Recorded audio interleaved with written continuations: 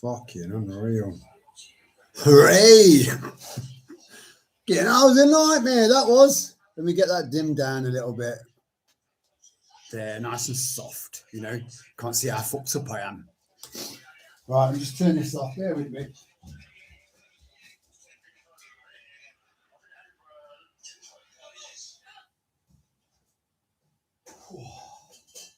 Right, let me just quickly pour a drink and I'll be right with you. I thought it would be a good idea to get the girls out for one last little walk of the night, which I did. You know, I timed everything perfectly, nip in the shop on the way back, and I'd still have time to spare, no problem. And that's where overconfidence gets you. When you end up stuck behind someone doing 15 miles an hour in a 30 zone, to the point where you're starting to think irrationally, you know. You start thinking, I wonder how much destruction my car would sustain if I ran this bastard off the road. You know, real thoughts. But then obviously the rational side of you kicks in, thank God. But you have to remember that not everyone's got that rational side. And there's a lot of people out there that used to have a little bit of a rational side and it's gone. Or it's almost non-existent. The cracks in society. Just things to be a bit aware of, you know. I've just realised that I've made myself sound like one of those crazy bastards. When I'm not. My car's still intact. My mind's still intact. And more importantly, I'm assuming that they are still intact. Unless they ended up getting in front of someone that had even less patience than me. Oh man. Fucking hell. Right, let me get me special glasses on.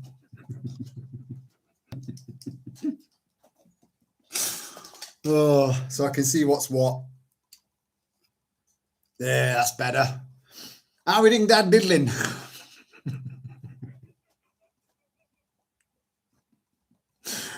Oh my God. Let me just go up to the top and I'll come back down again, just so I've not missed anyone's comments. You know, I do apologize for being late, guys. You know, I didn't anticipate tards in control of vehicles. You know. Are you enjoying your bath, Ray? Don't drop your phone in there. Or, I mean, I'm assuming you've got your phone, you know, just sat there, you know, bubbles up to there, you know, tasteful, like a lady. And you've just got your phone, you know, a few candles, maybe a bit of plinky plonky in the background, you know, maybe a joss stick, you know. I'm just hoping that that's the case and you haven't got a laptop, like, you know, really precariously balanced on some sort of little bath seat thing, you know. Bad shit can happen. Deep fried Ray will never make it into a British chip shop. Oh, a beer in hand. Well, that's took the edge off the classy element. No, I'm only joking. Hello, Michael. Hello, Dave. You all right, me old China? I can come back down a bit now. And we'll crack on. Let me just make sure I don't want to fall behind, you know. Get a nice glow then. Pow! Hello, Lana. Thank you for joining us, sweetheart. I hope you're feeling a little bit better. gonna listen to the live stream tonight. Been feeling ill. Yeah. Oh, get well soon, sweetheart. Besides, you know, if I knew a live stream was coming on and I was doing it, if I was just trying to imagine what that was like, I'd rather listen than look. I would. I mean, look at this. I look like some sort of fucked up pharaoh, you know? And hello, Jordan. Thank you for joining us, my friend. I'm going to have to take that water out, you know. I nearly ran some fucker off the road. I can't be doing with that as well. Just bubble me up and bubble me up. I'd like to have a nice relaxed live stream tonight, you know, instead of an irate, stressy one, because a lot of them have been like that. I get a little bit irate sometimes. I don't mean to. I didn't plan to. Never. It just happens. Shit happens. I have a plank of wood across the bath. What a fucking bird. What a bird, you know. I ain't got no posh fucking table built to go on my fucking bath.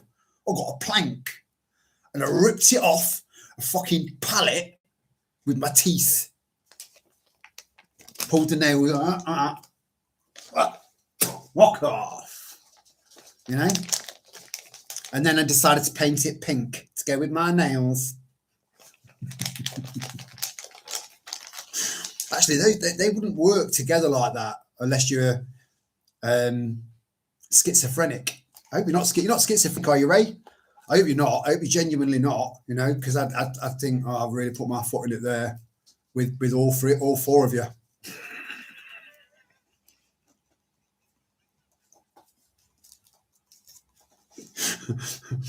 Oh dear. Oh, you see, it's dodgy ground. You know, we got to be careful, really, because you don't want to offend anyone. You know, hurt anyone's feelings on purpose. So I hope you're not trying to be nice, Ray. I hope you're not a schizo. You know, I genuinely do, because you don't seem like one.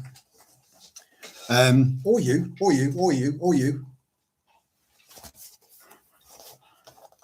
Don't worry, I'm not doing anything. Oh, this in the eye. Look, you need to have reference with it. There's got to be a reference. This is the and this is your third eye. So it's kind of my fourth eye, really, because my third eye's there. I've got two eyes there, so it's like the fourth one. But it's meant to be a depiction of the third. I'm not one of them. Just get a lighter.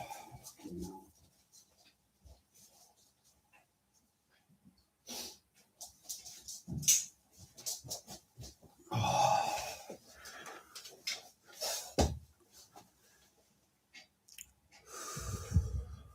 And relax. All 10 of me. That's a relief, you know. And hey, I'm a silver linings kind of guy, you know. At least it's not 11. I'm going to need to Storm's she's munching away on her, you know. I need to just close this door so it's just there's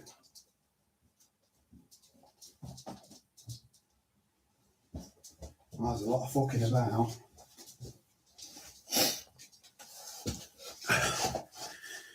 Yeah, so do you know what? Considering it's only 9 days in to 2026, right? And it's all going to shit already. 9 days in. It kind of reminds you a little bit of when Labour got in and they got straight to work. Right, fuck that off. All of these pledges, all of these things that we said we weren't going to do, we're going to do. All these things that we said we were going to do, we're not going to do. Straight away, straight up on the off. Everything's speeding up. Everything's sped up.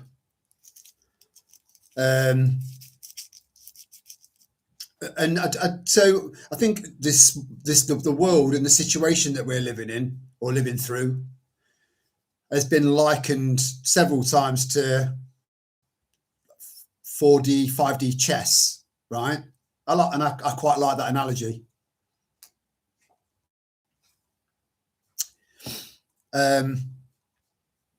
Apart from the dickheads, the morons, the fucktards out there that think that Trump's still playing 4D, 5D chess.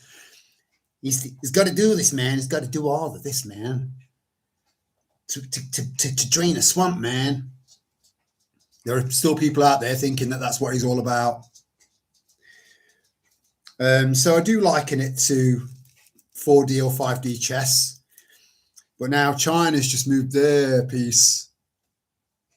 And Storm, I'm sorry, darling. Can you just please stop? Oh, fucking hell. She's got a tongue like a flying carpet. You know, you put that in contact with a giant dog vagina, you know, you've got a lot of noise going on. So, Storm, I do apologise, guys. I'm going to have to move her in there.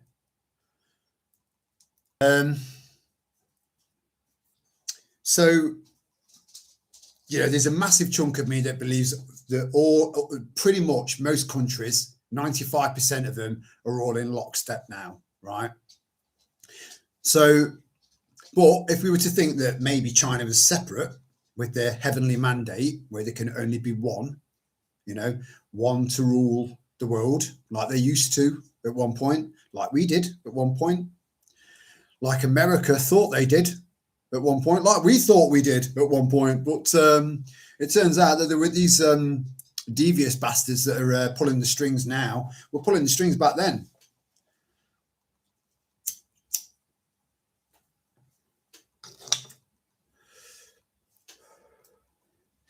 So there was a lot of talk of China was moving through the blockade of the American Navy unabated because that would have caused World War III, or would it? And they were able to get their oil. They've been getting their oil from Venezuela for quite a long time, and then just going back with shitloads of oil to run their economy. But now that's been illegally taken over by Trump the cunt. That's got a lovely ring to it. Trump the cunt. Trump the cunt. Yeah.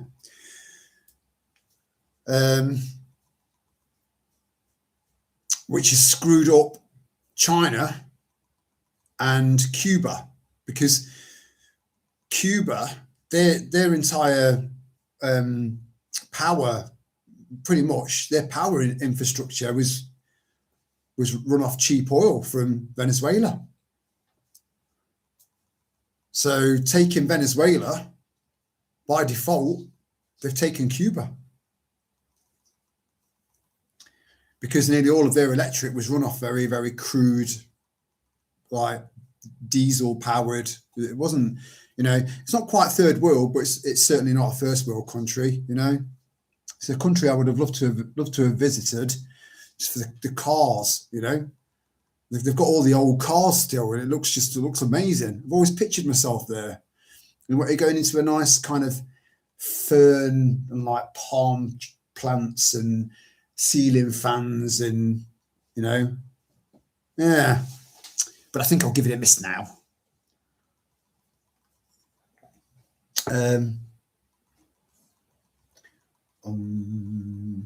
Brings back memories, especially the purple ones.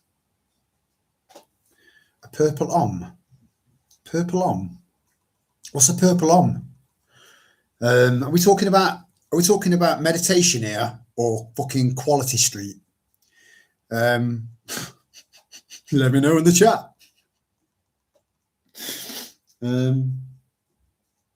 All these different global factions are all sat around the same table. I do believe that's the case. I do. Everyone else. So, and the reason why I think that is the case, you know, there's been certain things that have happened over, at least over the last 5-6 years, where there's just been one element where you've had your suspicions about this, your suspicions about that, and your suspicion about that. And then there's just been one thing that's just come along and gone, which has brought them all together, and you've thought, right, okay. So the fact that this mystery disease called COVID-19 never existed, right? Because of the flu disappearing, right? Now with China, every country needs to completely and totally obliterate their economy. Now, I thought, I do think that 36 trillion for America is probably on the conservative end, right? I think ours is on the conservative end as well. But China, so everyone's quantitative easing now, so just printing more and more money. Again, this is why I was saying back 2.5 years ago with me little gold coins, you know, I should have said at that time, this might be all I've got. It might not be, you know, but back then I was a lot more cautious than I am now. Now I'm like, come and find it. Good looking getting in the door, good looking surviving. You know, would they tolerate me turning up at their house, trying to get in their house? What the fuck? So why should I? Why should you? What's good for the goose, it's good for the gander. And we're all ganders. So we've got America printing money like it's going out of which is only going to end in sadness. It's going to end up in a very, very extreme depression. And then you've got us, a couple of other countries that are doing it as well. But China, 45 trillion.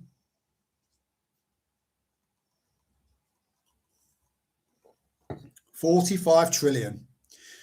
So they're bringing their economy down with excessive money printing, which is going to drive inflation through the roof there.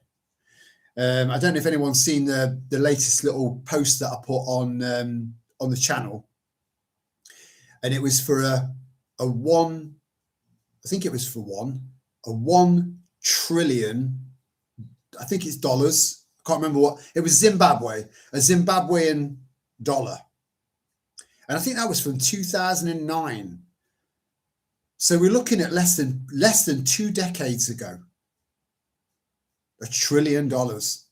So if you had the original smaller denominations, you could turn up with a literal wheelbarrow, and if you turn your back for 1 second, they would literally tip a wheelbarrow full of cash out and fuck off with your wheelbarrow because it was worth more.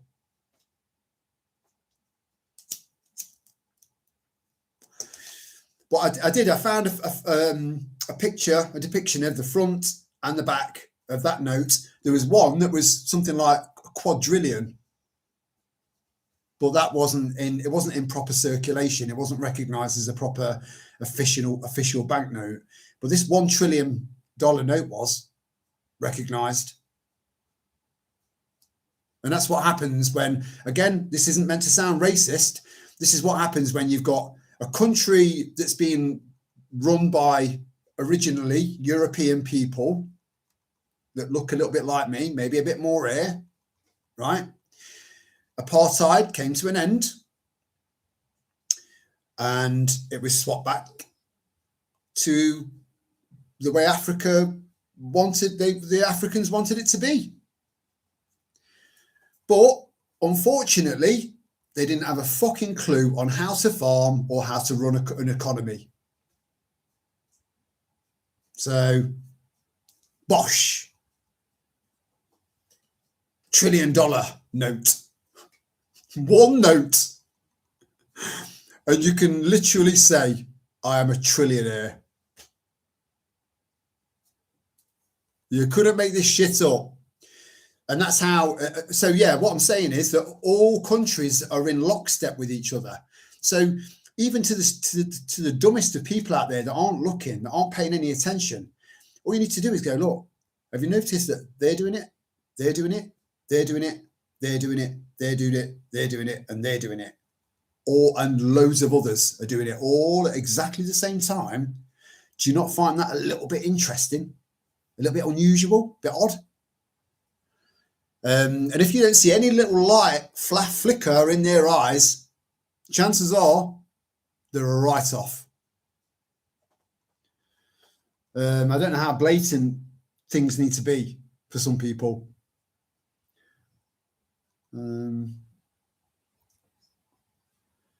Just chess pieces in there. Sock game. I like that. Sock game. I've not heard that. Oh, right. Okay. I do apologise. Purple Oms were a particularly lovely type of acid tab. Oh my God, I remember them. I didn't realise we were talking acid, mate. You know, I was trying to keep it family friendly. And it still is. So yeah, Purple Oms, Red Dragons, the Strawberry Fields made a comeback. Anyway, that was back then. Yeah, interesting times, Dave. Oh, look at the enthusiasm coming from Ray. Don't knock your plank into the bath. You remember that at the Camden Palace? Acid. We've got a flag called the Saltez flag. Saltez, right? And that's an acid face on a yellow windsock. You know, I've got one for the house, one for the van, one for the caravan. Yeah. I used to go to the Camden Palace a lot, early 90s, with Orange, when Orange used to do the music. Fun times. You know what? It's mad. You could have literally gone, all right, as you were just passing each other with both of your eyes going around like that. You know, one of you said hi to the other one, but to the other one, it would have come across as hi.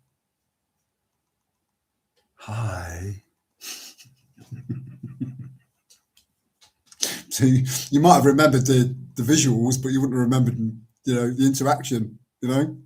Anyway, 100% the world needs more times like those. Yeah. But then having said that, you're the opposite, the polar opposite of being on your toes. You can't be prepared being off your tits on acid. You can't.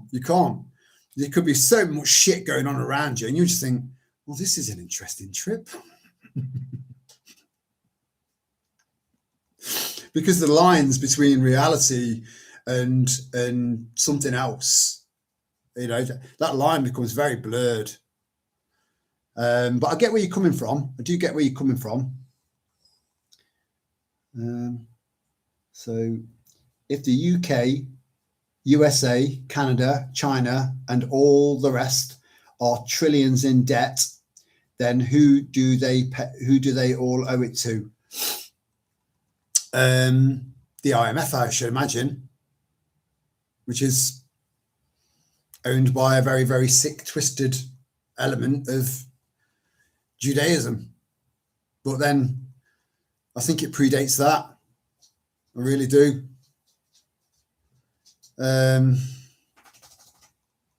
But I think that's a question. That's you know, a really good question. That's probably on a lot of people's lips. You know, who are we in debt to? The World Bank.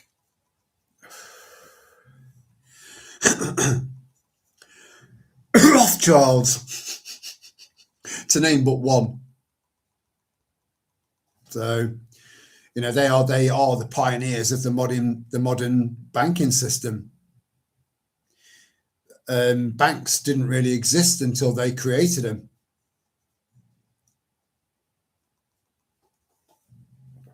And we've been slaves in, as Gerald Celente would say, slaves of Slavelandia.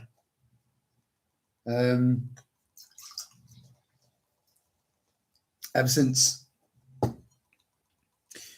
But then that boils down to what your view of what a slave is.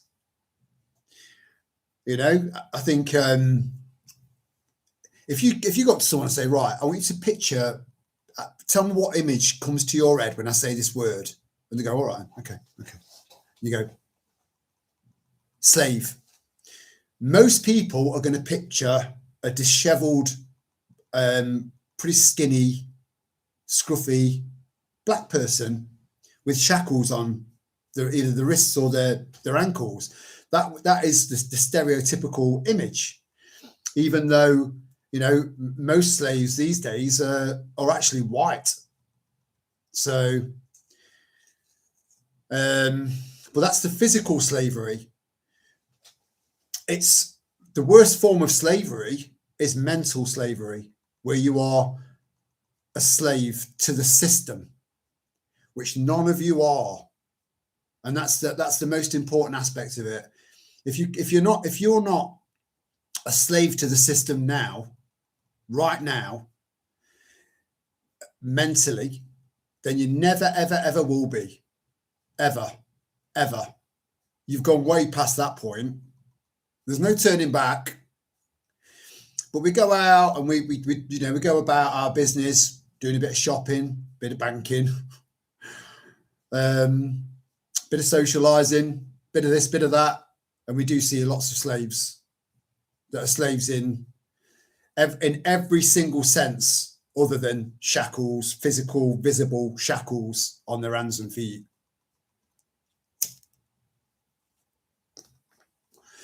Now, some can break free, you know, they can, and they are doing, but some will be slaves forever, and they're the write-offs. But again, it's like, the challenging thing is, how do you write off a write-off when you've seen what you would consider to be a write-off in the past come around? Because I've seen it. I'm sure most of you have. So where's your cut-off line with that particular person, or that man or that woman? Where's your cut-off point? Do you have one? Because I think I do. And then I question myself and think, actually, don't give up. Keep chipping away at that one, you know, after 5 years.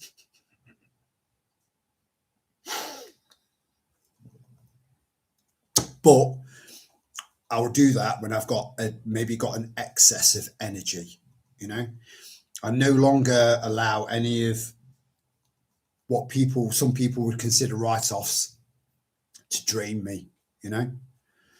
Remember, you're the most important thing in your life, the most important man, the most important woman in your life, you know. Kids aside, family aside, friends aside, you. I'm not going to go through it all again, you know. It's not a selfish thing. It's the opposite of that.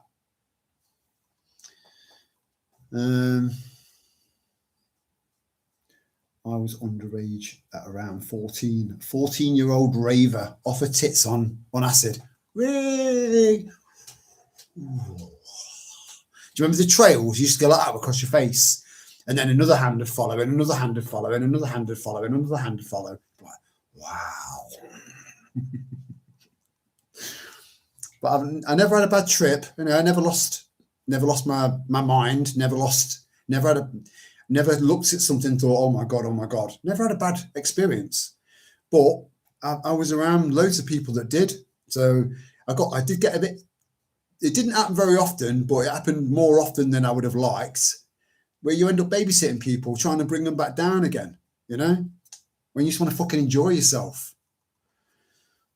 But I had a wicked time, just danced like a demon. Yeah, interesting word there, but you know, like, was it like that? I love dancing. I was a paid dancer, you know, back in the very early 90s. It's a nightclub called MGM's, and yeah, I didn't last very long because I just wanted to chat girls up, you know, when my job was to fill the floor. And I was good at it, you know, don't get me wrong, I was good at it. And then come midnight, free bar. I had a free bar because by midnight, everyone was trolleyed. You know, there was only a few stragglers coming in after that. It was when all the pubs shut at like 11, half 11, you know. By then, the queues were all coming in, you know, and the club was full. So by 12 o'clock, you know, it was a good job because I love dancing. I love dancing. I love music and I love dancing, especially underground music, you know. That led all the way. Oh, I could tell you, yeah, oh my God. It was that sort of music, underground music, and then when rave came to an end and that split off into happy hardcore, techno and jungle, and then jungle split off into break beats and drum and bass, and, you know, and everything else split off, and there was genre, subgenres, and it's all been done now. There's nothing left. There's nothing left. There aren't any genres left to create.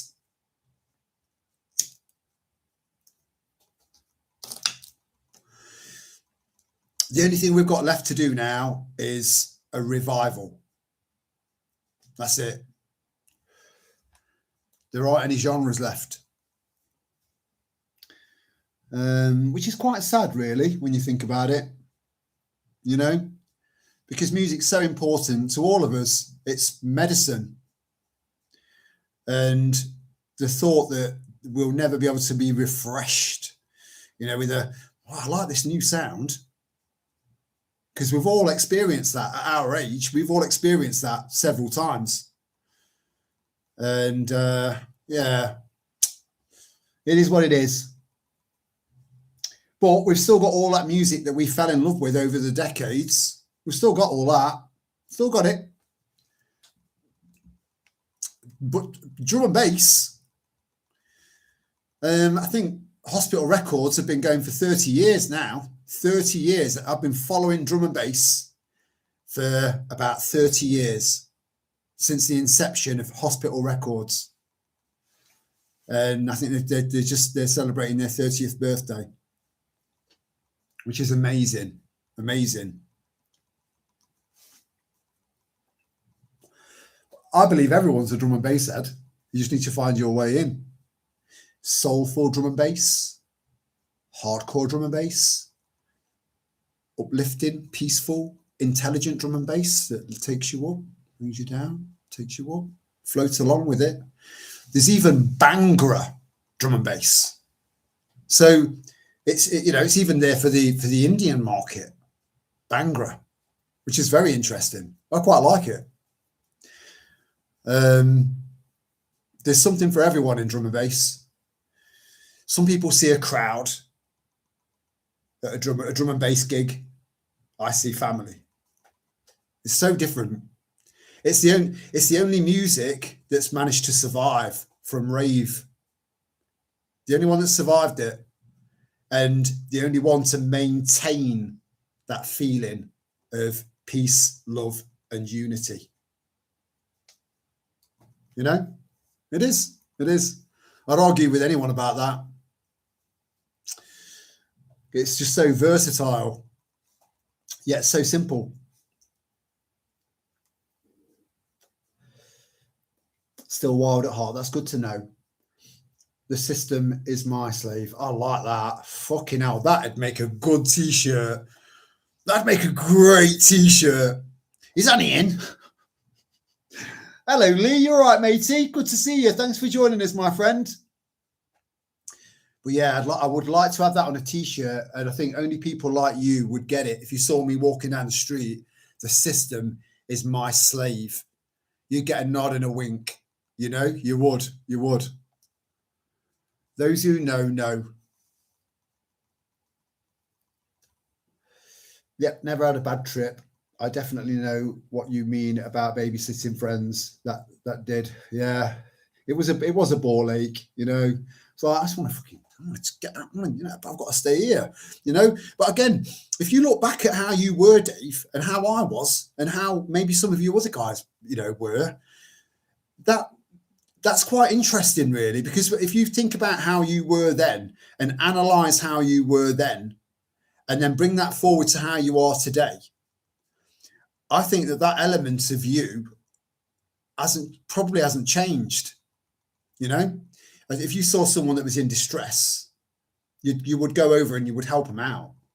You know, so that element of your humanity was showing through then. You know, so I don't think there's a single bad person that's listening to me now.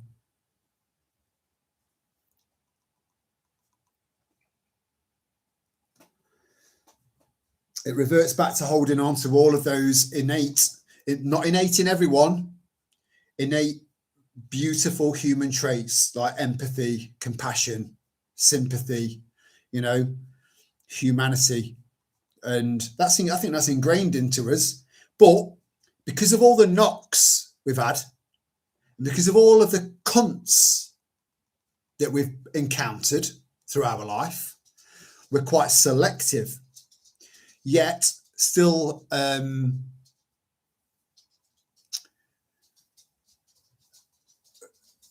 think we would still instinctively go over and help someone if they were in distress, a stranger if they were in distress. You know, the amount of meal deals I've bought for homeless people, but I never film myself doing it. You know, I'd never get my dad or a mate, you know, to film me doing this, because that does happen. You know, I fucking hate people like that with a passion. Anyway, but couldn't leave them to go nuts. No, because it can, you know, it can flick switches in people's heads, and sometimes it can never be the same, be the same again, because it's a very real, tangible experience that they're having. It's very real to them. We were able to tell the difference between tripping and reality. We found that balance and the yin yang, you know, but not everyone was like that. You know, not everyone had bad trips, but more than I would have liked, you know. My cousin, you know, oh dear. No, MGM. It was called MGM, like the film company. It was in Nottingham in the early 90s. MGM. Sure, it wasn't Mum. I bloody love dancing. Rave, soul, indie, drum and bass, reggae. Yeah, I love all of them. I'm not a massive indie fan, but I don't dislike it. You know, I can give or take it, you know. But I love opera, you know, classical music, you know. I've got a very, very, you can tell a lot about people when you turn around to someone and say, what sort of music do you like? If you get a long pause, that you're talking to someone that's got depth. You are. Someone that can't give you a straight off answer like that. I like pop music. Taxi. Not that, you know, the 80s pop and that had its place. You know, there were some really catchy tunes back then. Stockade and Waterman, was it? It was catchy. It was fun. You know, it was cheesy, but it was fun, you know. But serious music, when it comes to serious music, and you're asking someone what genre they like, and then you get a long pause because they need to think about it, and you're probably talking to someone with some depth, I think. Jungle killed the scene for me. It sort of opened up a new avenue for me, to be honest with you, Dave. But each to their own. Started getting moody fuckers trying to scam people. Yeah, and there was a place called the Marcus Garvey Centre literally across the road from my school that I went to. It's not there now. It's an estate. Half of it's full of cockroaches. Oh, the irony. And they had jungle nights, and I went there again. This is Lenton, which Lenton is connected to Radford, and feel free to look up, you know, do a Google, yeah, do a Google Street Map tour through Radford, especially Radford Road, Hyson Green, and then come along to Lenton and then go around all the back streets there. Have a look around. Have a look around. And I went in there for one gig because I loved jungle, you know. And yeah, there was a few. I felt like a dot on a domino in there, so I didn't go in there for long because there was a bad vibe in there. Marcus Garvey. Look up who Marcus Garvey was. You know, so you're not going to attract that many white people to a jungle gig at the Marcus Garvey Centre. And that was when I first saw guns for the first time, real guns, you know. Oh, I thought this, and they were flashing him like, you know, like you get soldiers, proud soldiers that are walking with their chests out and they've got purple hearts, you know. And they've fucking earned this. You won't believe what I've seen, and they feel proud, and rightly so, because they survived that, you know. That is a different kind of pride, right? In there, it's like, check out my fucking gun, man, you know. And then someone else like lifting up the t-shirt like that, you know. Yeah, man, Ross clot, pussy clot, blood clot, and they wonder why Africa's fucked. Well, like I said, I'm not all black people are like that. Like I said, there are black people, and then there are, you know. And I think a lot of black people would agree with that. They get sick and tired of people making other black people look shit. You know, I'd love to know if there's a black person listening to me now to see if they could just what their opinion was, their views in the chat. You know, it'd be lovely. It would. Anyway. Jamification of music. The jamification of music. That's interesting. I'm not quite sure if I understand, Lee, but 99.999% of me is telling me you should know, Terry, you dumb fuck. So I do apologise, Lee.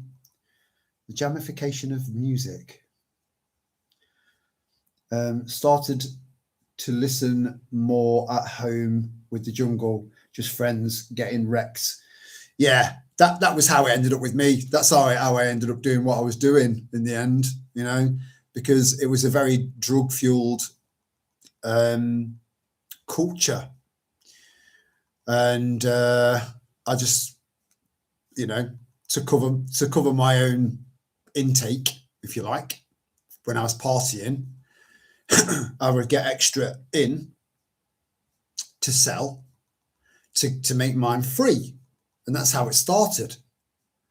And then it just got more and more and more, and then bigger and bigger and bigger. And then one of the local lads who was prolific, the kind of go-to guy, ended up getting sent down, and I sort of took over the reins. And then it just got a little bit not out of control. I got stabbed in the back. You know, I was careful, but I got stabbed in the back. Well, it was a long time ago. I don't sell anything like, you know, I don't, you know.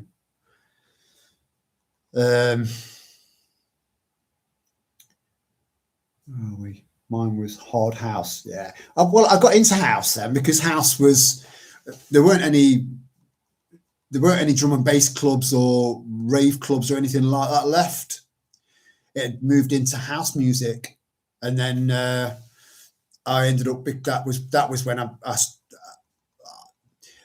success is a very, very loose term, but that was when I was making the most amount of money. Again, I don't look back in anger. I don't look back in regret. I don't think I shouldn't have been doing that, because I was responsible. You know, if anyone young and naive, or if I got that vibe off someone was trying to, you know, I'd be like, I don't do anything like that. I've not got anything like that. You know, I don't know who's told you that. You know, I was very, very responsible. You know.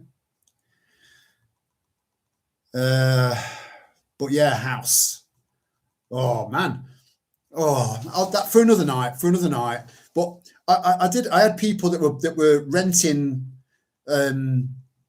massive units out and having pop-up parties there, and then I'd get a call to go down and supply, you know. And I made an absolute fortune while still holding down a job that I didn't need. But I held it down knowing that I'd get a smaller sentence, and I did. So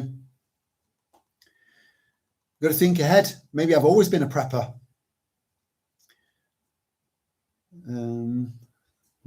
DJ Helter Skelter. You see, Helter Skelter started off as rave. I've got oh man, it's in the loft. So tempted to go up in the loft now. I'm bringing my tape.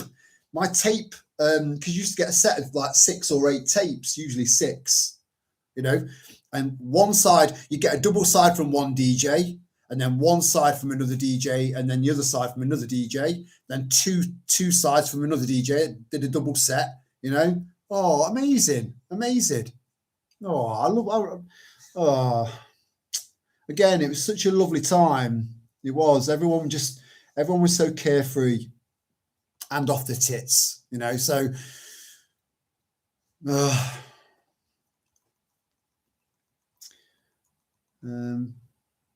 what you think, Iran? I think Trump is in it. Trump's not in anything. He's just, you know, he's just a front man, you know. But what they're doing, they don't want to spread themselves too thin, right? So what they're doing is they've taken care of the really easy one, right, which is Venezuela. Piece of piss, you know. They had a militia style army at best. It wasn't very, you know.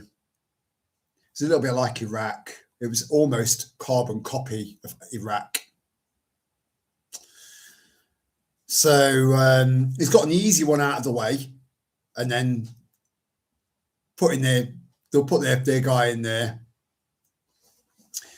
But whilst they were building up to Venezuela to deal with Venezuela, not like it needed dealing with, because Maduro was truly democratically elected. He was, regardless of what you hear on the fucking news. But whilst they were building up and dealing with that, they were setting, I love the term cat amongst the pigeons. So they put people in, agitators in Iran, right, to agitate the young people there that were sick and tired of Sharia law. And rightly so. But again, it's none of our fucking business. I'd like to round up every single Islamic person in the whole of the UK and move them to an Islamic country. That's what I would like to do. And I'm openly saying that now, and I fucking mean it. You know? You can take your Sharia law and fuck off with it.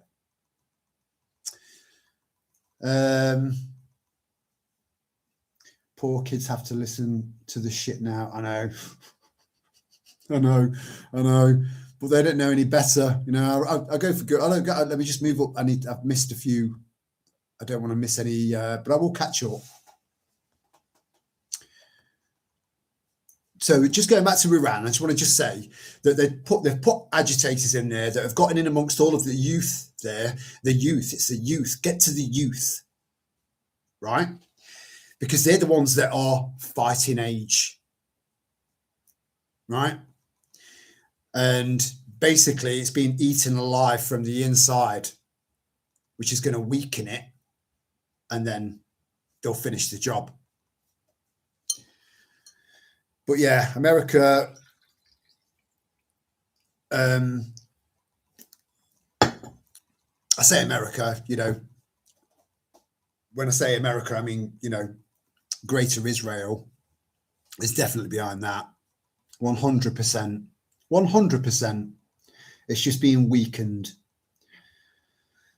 Fuck, I loved ease and muzzies. Mushes. I think most of us probably ended up, you know, being a little bit, you know, yeah, I'll try that. Yeah, I'll try that. And I think in most of our, tell me if I'm wrong, but I think for most of us guys, it expanded our minds in a positive way. It wouldn't have done that for everyone, but I think it did for us. And it's probably kind of been part of the process of what we've ended up becoming, you know, or just maybe a little bit of a nudge. Again, the mind, it's all about the mind.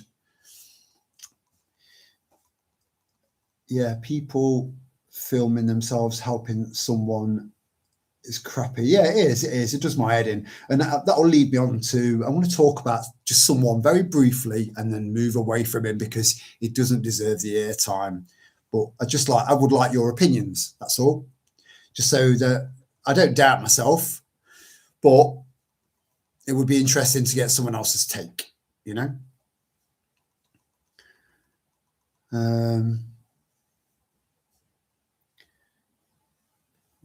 Yeah, you do get a lot of people that film themselves doing that, and then they get thousands and thousands of likes. And I'm just thinking, is this a reflection of how fucking stupid society is, that you can be that naive to think that that was a genuine, random act of kindness? Because real, true, random acts of kindness are just that, random. They're random, you know. So you'd be very lucky, very, very lucky to catch something like that on film because they're random. They're genuine, you know. They're not preempted.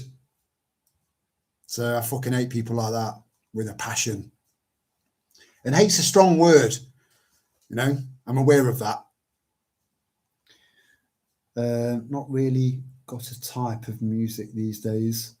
Everything from Little Richard, Tutti Frutti, Everly Brothers, to thumping bass up until about 2010, except rap and R&B. I think R&B and rap evolved into something ridiculously fucking shit, you know. But I remember back in the days of New Jack Swing, you know, I quite like that. It had a really nice vibe to it, a really nice fucking beat. It was beautiful, beautiful. So, yeah, you know, there aren't that many genres that I don't like, not really. But I have seen a lot of what were really, really lovely genres just turn to shit. You know, these mumble rappers, you know, I'm going to make it to the top, innit, fam, motherfucker. You know, no, you're not. No, you're not. No, fuck off.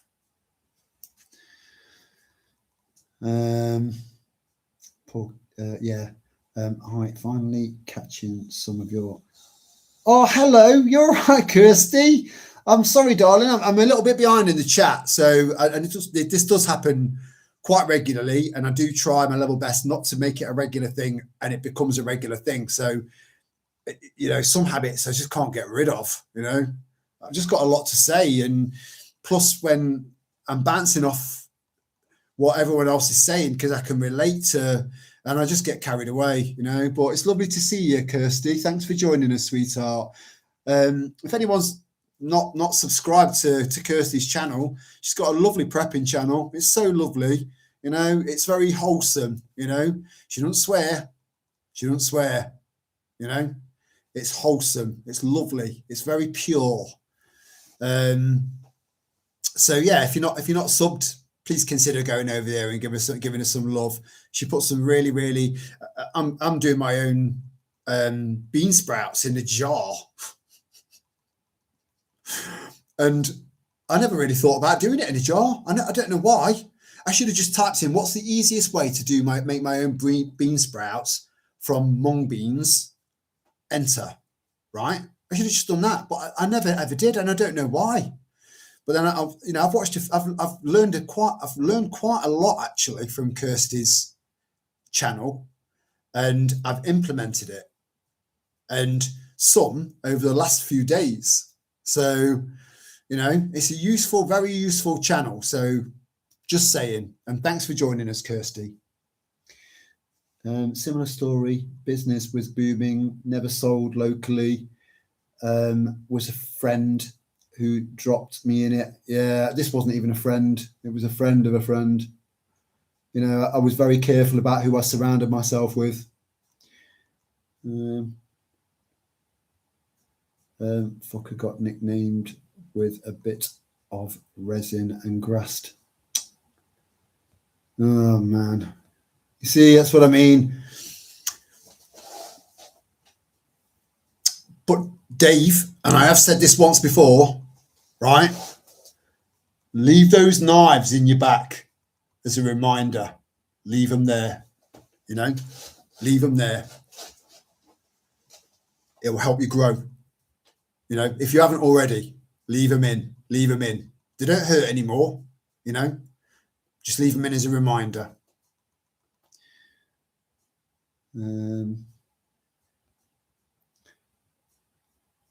Oh, it's jumped a little bit. Yeah. It only had like that much to go down. And then I clicked down and it's like, whoom, loads that I've missed. So I'm going to read through everything at breakneck speed, try and respond to everything, and then we're all caught up. I don't like getting behind. I don't like not responding to anyone's comments in any of the videos or anything like that. I don't, because I never have done. I've never not responded. And again, that's why I wouldn't like the channel to get big, you know. It wouldn't anyway. We're very niche, which is good. I like that.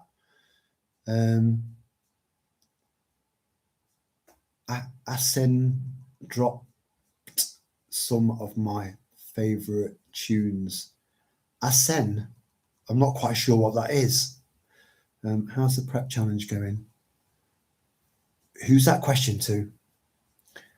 That reminds me of a song, A Stab in the Back, A Coward's Attack. I like that. Again, that's a great. But then, do you know what? If I took every single one of these great terms, you know, these great statements, and put them on a T-shirt, I'd just be living in T-shirt land, you know, like trying to get in the front door. Move some T-shirts out the way so I can fucking get in. But again, that's another corker. It is, Michael. I love it. And very true. So I'm very selective about who I surround myself with now, you know, as I'm sure you are. Really well, thank you. I am making a list of what we are using so I can stock up properly. That's very, very good common sense. Well, you're a prepper, Kirsty. Of course it is. My mind was definitely improved with the exotic substances. I like exotic. They were exotic substances. They came from space.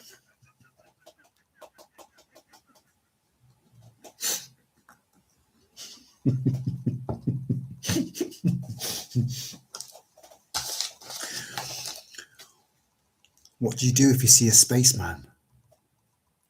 parking it, man. My mind was definitely improved with the exotic substances. I used to have issues due to autism. Set my mind free, lol. Do you know what? There are different types of autism that people have got and had that have been treated with what would be considered illicit drugs, you know, illegal drugs, right? Now, including ketamine. There was a really rare case. Oh no, let me just catch up with the comments first, because I don't want to fall behind. But yeah, you know, who the fuck are they to tell me I can't have this, I can't have that, I can't have that? Fuck off. My body, my choice, you know? And that should apply to everybody. Everybody. If someone ends up getting completely out of their face on smack, right, off their tits on heroin. Now, before I carry on, let me just say, if any of you have lost family members to heroin, I've lost friends to heroin, right? They're gone. They're gone. They're not even in this realm anymore, right? But I still believe that everyone should be able to have whatever they want. We still live in a survival of the fittest world. That's never changed. So if you get consumed by a drug because you're so fucking weak, you can't get a grip on it, you can't take control of it, then that's on you. You know? It's on you. Everyone should be able to do what the fuck they want to do, as long as it's not harming anyone else. You know, if it's starting to harm other people, you know, then yeah, we need something in place. But don't tell me what the fuck I can have in my body. Don't tell me what the fuck I can and can't buy to sort of like have a bit of a buzz or whatever. Fuck off. Fuck off.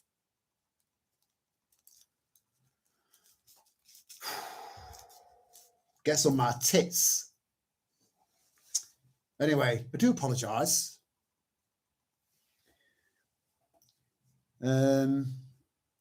They left the C off rap.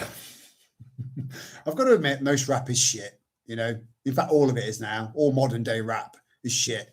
And then you get these youngers going, you don't know what it is, fam. You're old, innit? No. It's just, I'm cultured and you're a dumb little cunt with no taste.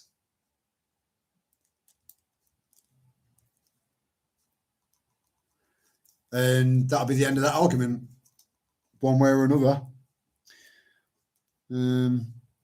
Last year, a young guy asked me if I had any spare food. Carrying shopping, said no. Got down the road, thought he asked me for food, not money.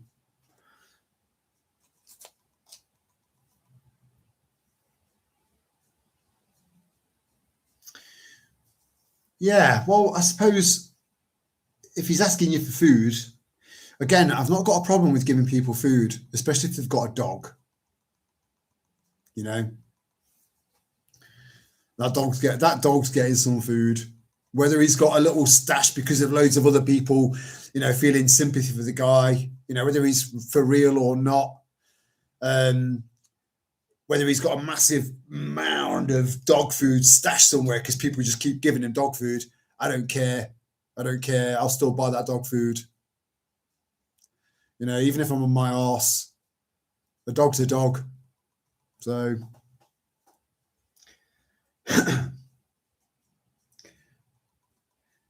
got homemade food, hot flask, tea, coffee, went back to find him, but couldn't. Oh, do you know what, Jordan?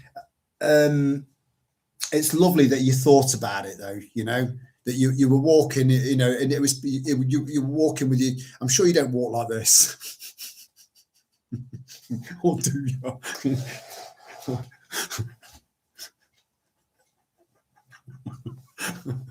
Hey, by day, I was like day in by day. That's too commercial, but you know.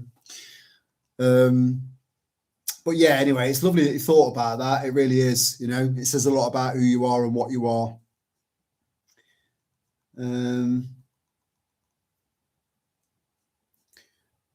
Gold and silver, God's money.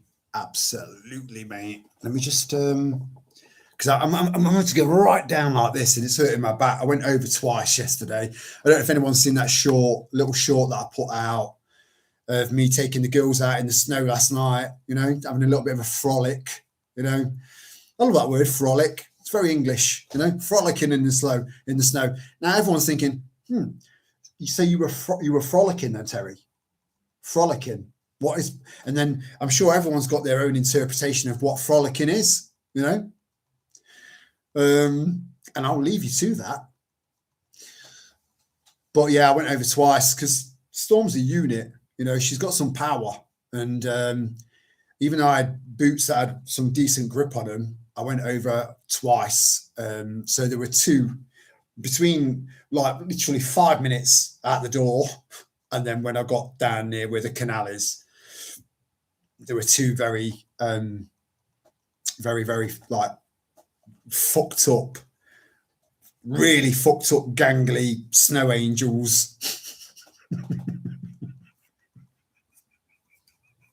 So I'm not sure which one, because I went down on my back the first time, and then I went down on my elbow the second time. You can't really make it out. Well, it wails. It really wails, you know, because my whole body weight went straight down on this elbow. And again, learning to fight, you learn to land. So that could have probably, at least when I went down on my back, you know, at least I stopped myself from banging the back of my head against the pavement, because you taught to keep your head up. And anyway, where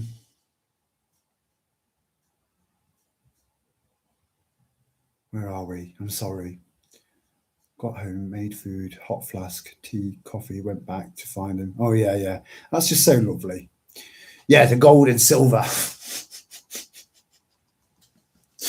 There's just, do you know what? I found a video. I was trying to find a video, and I was going to do a re-up, because back then I wasn't being shady or anything like that. I was just being, I think I was trying to be discreet. You know, back in the days of when I was prepping and being discreet at the same time. Now, I probably let a bit, maybe a bit too much out. But then that's flow for you, and I'm just honest, you know. So, I found this video that was about 2.5, 3 years old, where I had some small silver coins.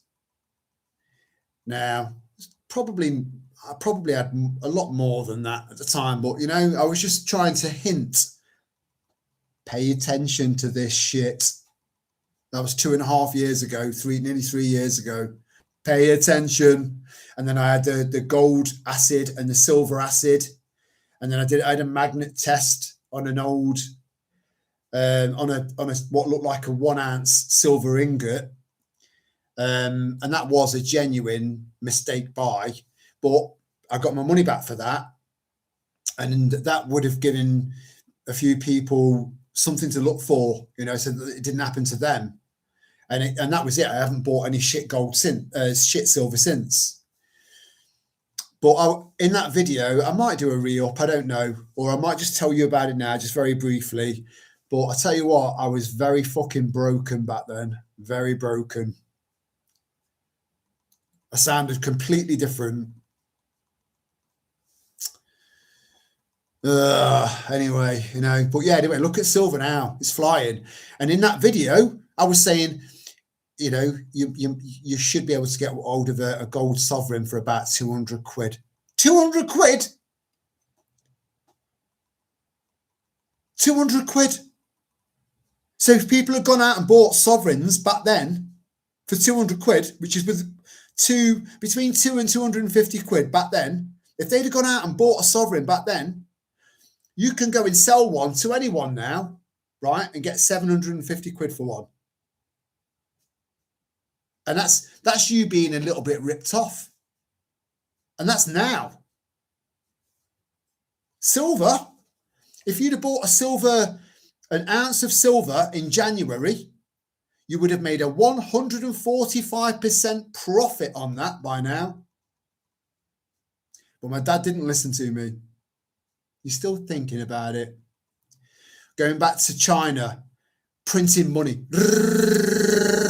Wang. Whoa.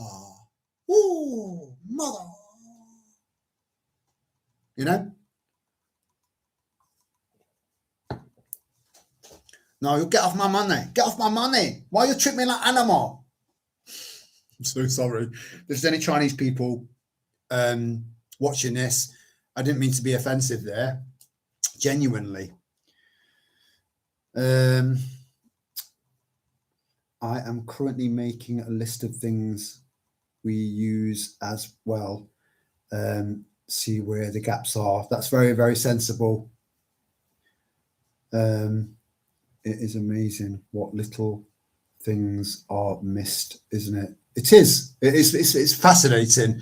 And I was just saying earlier on that, look, you know, I would like a luxury bunker in my back garden, under my back garden.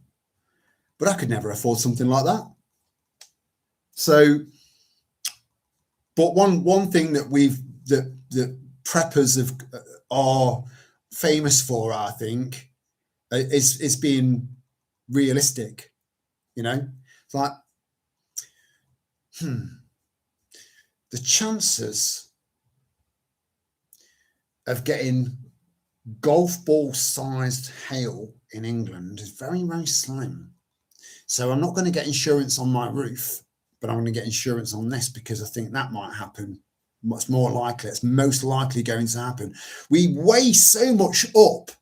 We use so much energy just trying to be realistic about stuff, you know, realistic and practical. Those two things make a good prepper, you know. And so, yeah, I mean, it's an affordability, you know. This is why I try and say in most of the videos, like, you know, look, yeah, this is a really good idea, right? This is not going to lose value. This is going to get you some serious favors further down the line, and it's only costing you a £5. But if you've only got a £5 spare, spend it on food, you know. So it's about just being realistic, you know, being a realist.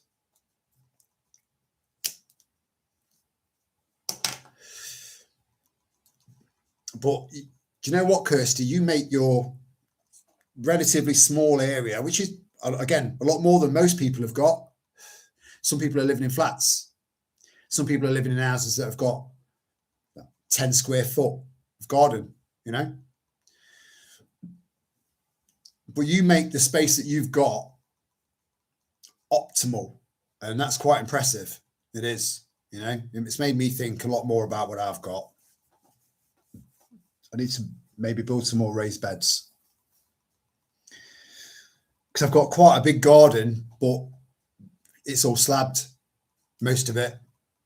So raised beds are a common sense option.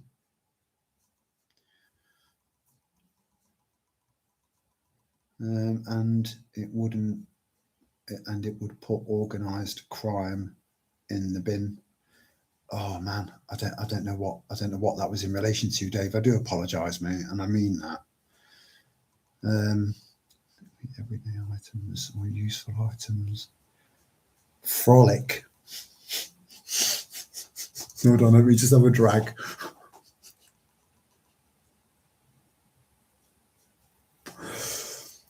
I was hoping everyone picked up on that.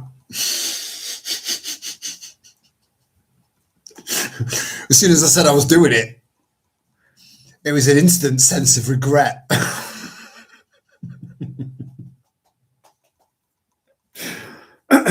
Right. Frolic is the bollocks of a word. Oh, well, I'm glad you like it, because I love it. It's very English, you know, and I love English. I love England. I love being an Englishman. Proud of it, you know, and everything that encompasses, and being very, very aware of what's trying to destroy it, and feeling a very strong need to destroy what is trying to destroy England. And I will. We just got to be smart. I let my cats in the garden for a frolic in the snow. Poor buggers soon ran back in, too cold for their beans. Yeah, these two love it. These two love the snow, you know. But I can imagine that your cats are very, you know. But then these two are, you know, I couldn't take them wild camping in the winter, because they'd be in the tent.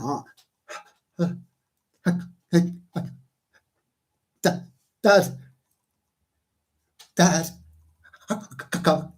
you know. So me and two dogs in a fucking mummy sleeping bag, it's just not going to work. So yeah. Anyway, I still love to frolic if given half the chance. Frolic away, Ray. Frolic away, Ray. You know, that make a good t-shirt, you know.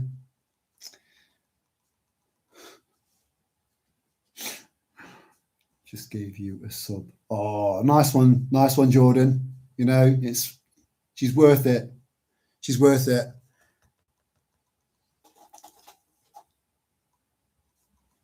Because I'm worth it.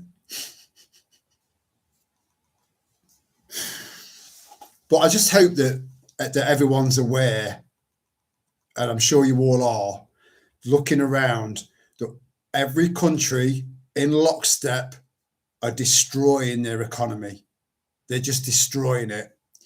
They're driving inflation up and up and up and up and up, and that's only ever going to affect the working and middle class. You know,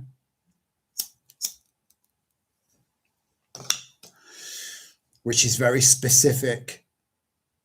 If you look throughout history, it's always been the working and middle class that's been attacked. Because if you can get control of them, you've got control of the masses, literally the masses. But in a lot of cases, that's you know, it's bitten them in the arse, like really bit him in the arse, you know, like a king, you know. Yeah, fuck you up, you know. Next thing you know, he's got no head.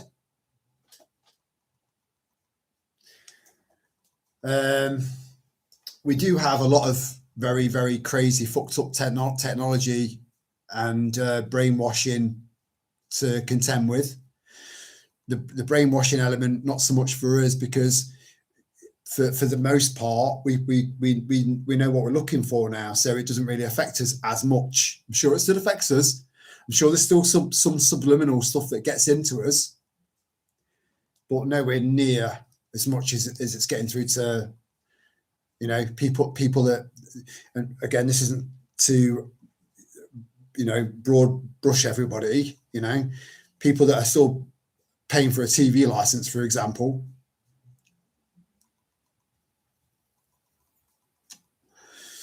Yeah, I thought so, Dave. Yeah, mine are too, you know. Well, I haven't got cats, but you know what I mean. So, but I did say earlier on that there are some people that are wide awake, you know. Again, there is a sliding scale, and they're up there somewhere, but they'll still pay for a TV license just so they don't get any shit, so that they can watch ITV News, they can watch the BBC, and just see just how much bullshit and propaganda they are pushing, and then compare it with the truth. So I get that logic. I do get that. So that isn't aimed at all people that have got TV licenses and watch that shit. You know, I think that's for the strongest of us. Because I couldn't bear to watch mainstream TV without wanting to just put my fist straight through the screen, pull it back out, try and triage myself, and then get a new TV when I've calmed down.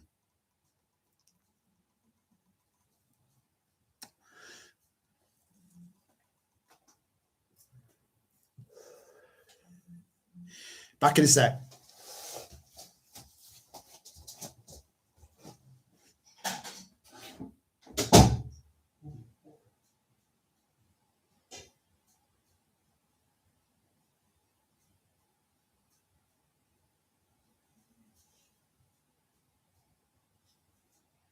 So I took my bands off my beard to let it all hang out, as Michael would say.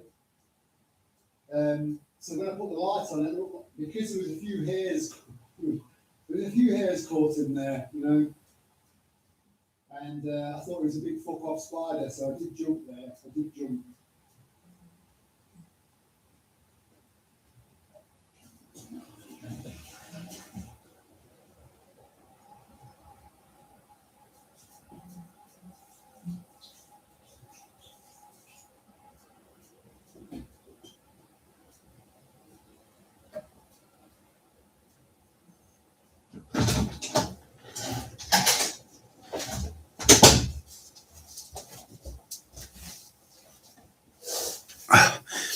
Isn't it bizarre? You know, sometimes you're like, I need a piss, you know, so you're like straight in there and it's done, you know. And sometimes like, I don't know, I could do with a wee, you know, and you're there for ages.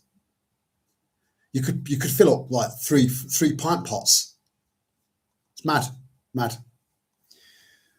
I'm with you there. I spend so much time just shouting at the TV.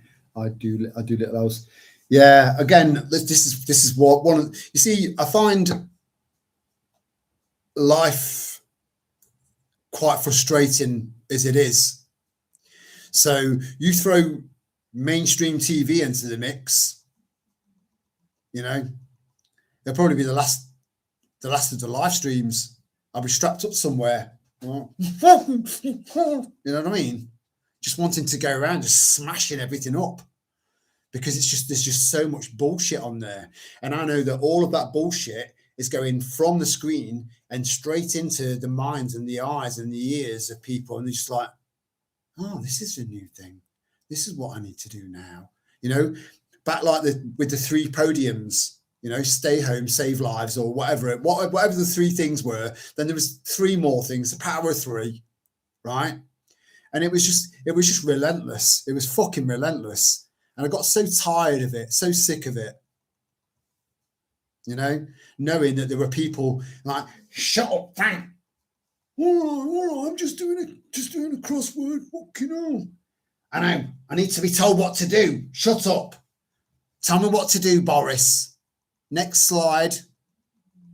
You know, it was so fucking frustrating. And it still is. Because in a lot of cases, a lot of these people haven't changed. They've not changed. And to some degree, that should be quite concerning for some people because, you know, they throughout history,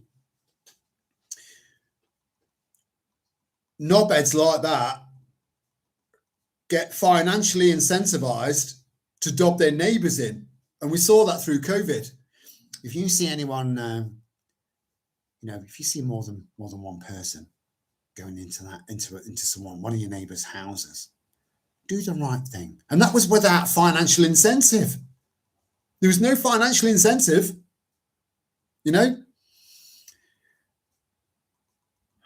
Having said that, you know, there were people out there that were, would you like a free Big Mac? Yeah. Oh, I love Big Macs. I love eating human flesh. Okay, well, we'll give you a free human burger if you have this thing in your arm so you can save granny. Yeah, all right. I can have a free burger of human flesh and save granny at the same time. It's a win-win. So we've got our own people to be keeping an eye out for as well moving forward. But I think that there are a lot fewer and in between than they were. Thank God. I do believe that. But they're still out there. Again, as preppers, you've got to be discreet. And yeah, look, I'm not being very discreet. It is possible that I could be taking one for the team further down the line. Who knows? But if that means that 10, 20, 30, 40, 50 people go on to thrive and survive, then it's a no-brainer to carry on, because I do think that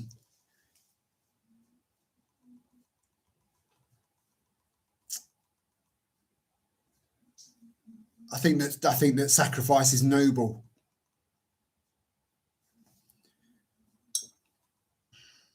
I don't expect everyone to think like that or be like that or even agree with that. But it's how I think, and how I think to me just matters to me,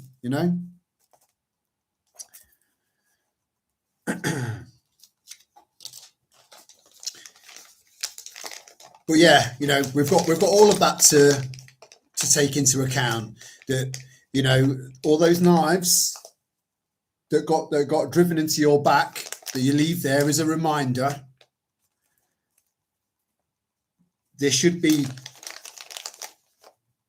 one or two in there that happened around 2020, 2021, maybe 2022. Just saying. Oh, you fucker. I keep banging my arm, and I don't want to sound like a pussy, but I went down hard on it, You little bastard, yeah. I look at her, I just want to hug her. I just love him. I love him. Oh dear. I took absolutely no notice of the BS around COVID. Good, Ray. Good. And I think most, if not all, of everyone that's listening now were very, very similar. I do think that one or two did cave in, and I'm sure you had your reasons, and no one's here to pull you down about that, because it shouldn't be about that. The past is in the past. But I am seeing a lot of fucktards out there that are wearing masks again now that people are talking about this new strain of that and this new strain of this and that. And fuck off, please, just fuck off. And they're all saying stuff along the lines of, and a lot of them, no offense to any Americans that are listening, but a lot of, I think Americans tend to be a little bit more dramatic than British people. Just saying, it's just an observation, right? It's like, and I had this really strange, I thought I was going to die, and I just really, like, my throat, it was like razor blades in my throat every time I spoke, every time I coughed. And then that kind of went away and dissipated a little bit, and then my nose was like a tap, just running and running and running, and then that started to slow down. But my sinuses were kind of playing up, and my temperature, I couldn't regulate my temperature. I was so cold, and I was too hot, and I couldn't cool down. Every time I cooled down, I got too cold, and all of that was exactly the same as what they're saying on the TV, that I've got this horrible strain of COVID. Fuck off. You've got a cold. You cunt. So it's people like that that annoy me, you know, because what they need to do is go, what are the symptoms of the common cold? Enter.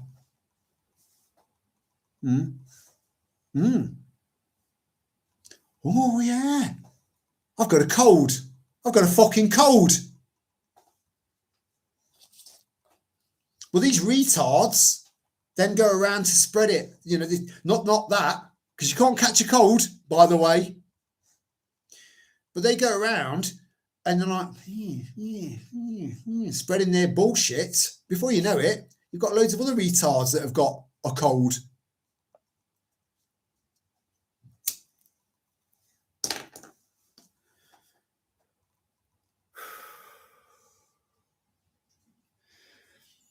Went out, washed in puddles, licked doorknobs. I bet you licked more than no. I'm so sorry, Ray. But yeah, you know, again, look, you know, I don't always wash my hands after I've gone for a piss. Not always. I don't.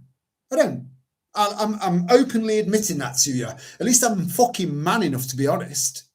You know, because if you become a little bit too clinical, right, your immune system is going to take a hit. It is. So all of this kind of I do wash my hands. I do, especially when I'm cooking, you know.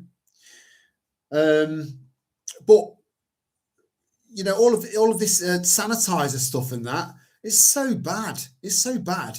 You know, we wouldn't have all these germs on our hands if they weren't going to be benefiting us in some way. You know, we're designed a specific way for specific reasons to thrive. And again, you know, I'm sure that some of you have seen it, but I put a post about the Spanish flu, you know, in the post section. If you've not listened to that, have a listen to it.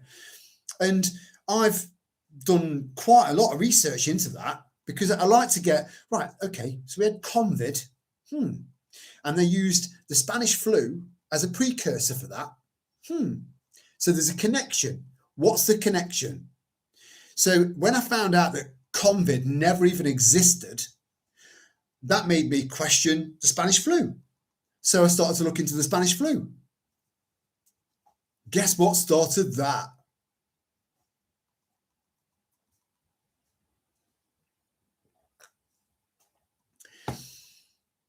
The term, my body is a temple, is true. It is. Keep the doors locked on your temple, right? Don't let anybody in.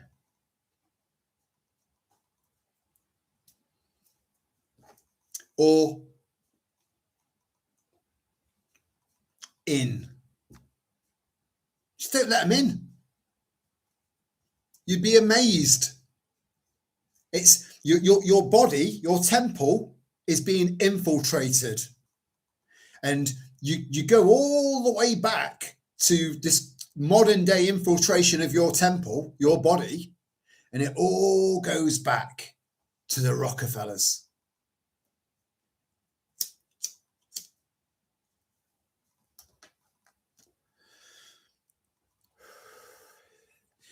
Just keep yourself fit, eat good food, you know, have a little bit of a cheat day now and then. Fucking hell, you know, we only live once. Have some nice chocolate biscuits, have some cake, have a few drinks, you know, you only live once. But just try and be mindful of the fact that your body is a temple and don't let anyone try and infiltrate your temple.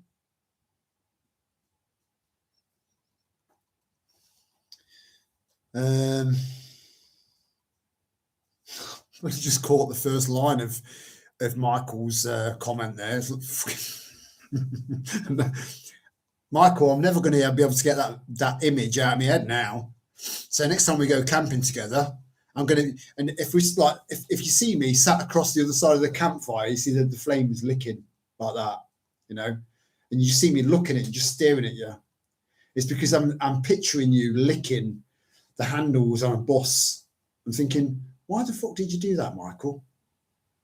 As the flames are licking, you know? Just thinking, why the fuck would you want to do that? So when you see me looking at you like that through the campfire, now you'll know.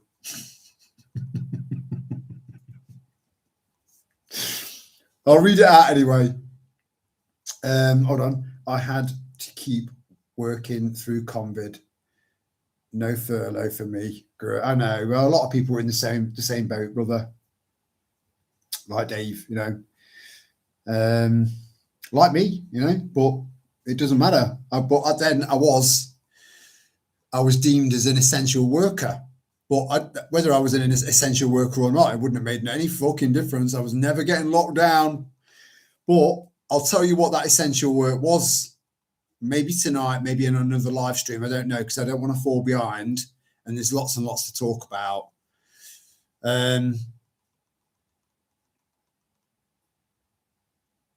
Yeah. Anyway, I was licking the bus seats.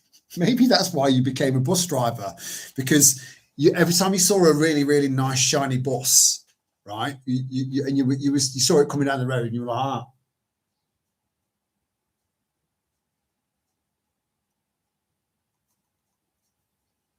I want to fuck that bus. You were looking at that exhaust as an opportunity.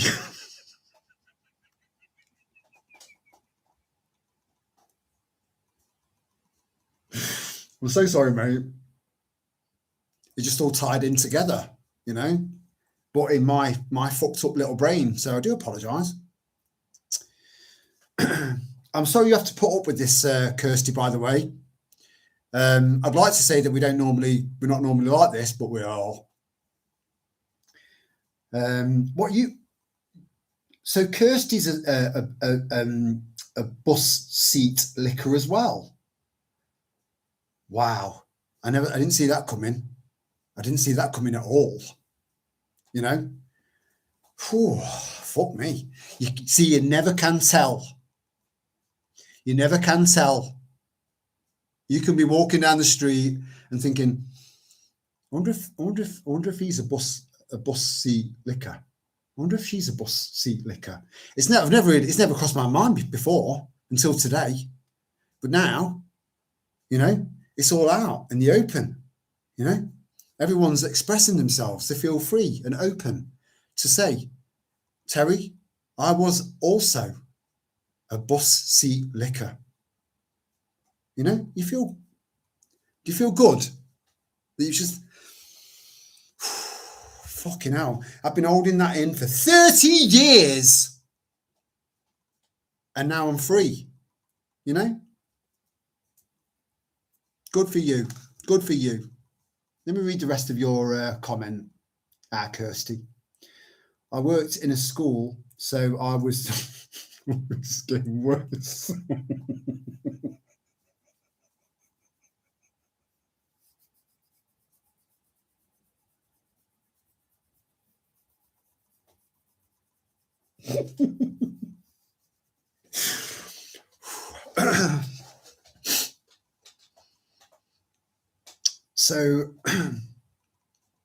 So was with the key worker children, not in the school anymore.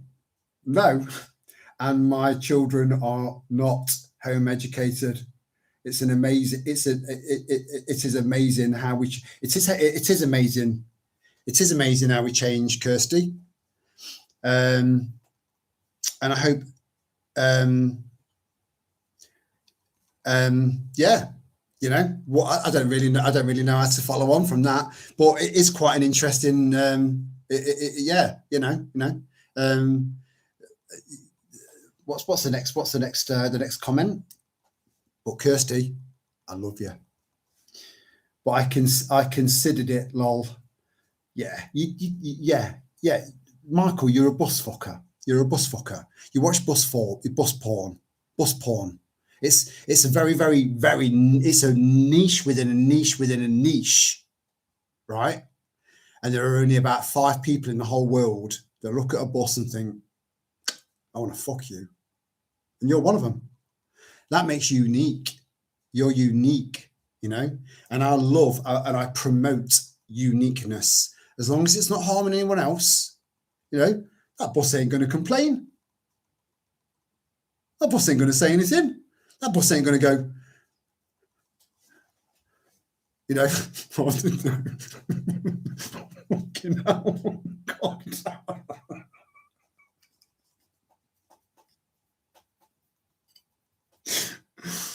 Oh my God, I didn't see that coming. Neither did the boss. Yeah, nice one, Kirsty. Nice one, Kirsty.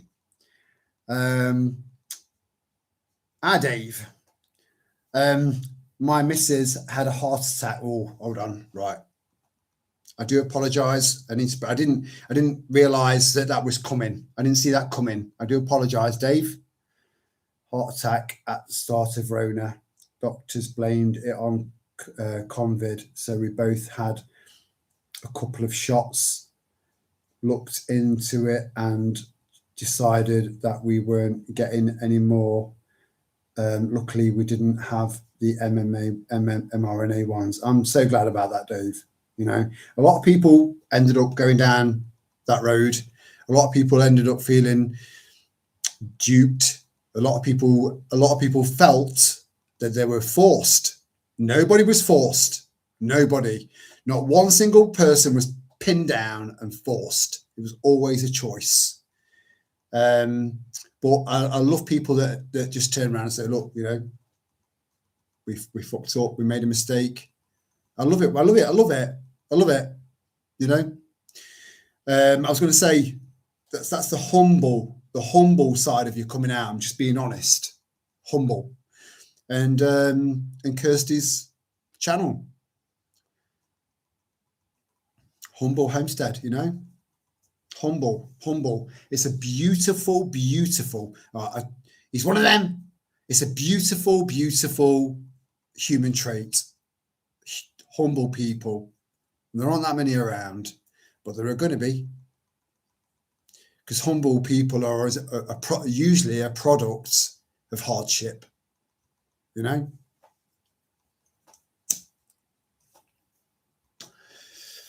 I've met plenty of bus nuts. Oh no. Because I don't want it in my head now, because I never really thought about it until now. And now I'm quite fearful of just kind of going around, you know, doing, you know, minding my own business, getting on with shit in life, out and about, doing stuff, and then clocking a bus and thinking, oh, fucking it, you know? Maybe you've unlocked something in my head. I hope not. I've got enough issues.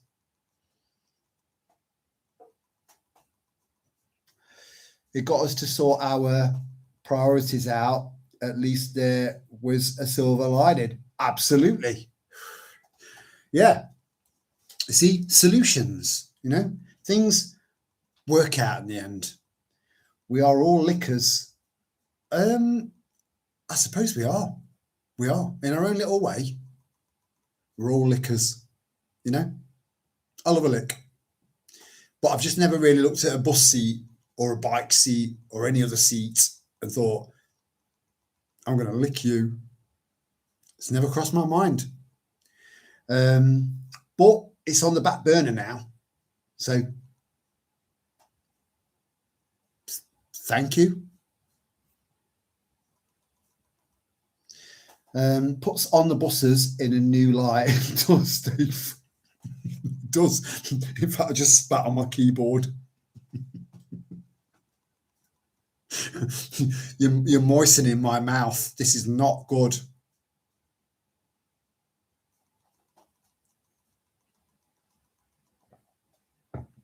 You are special, Michael.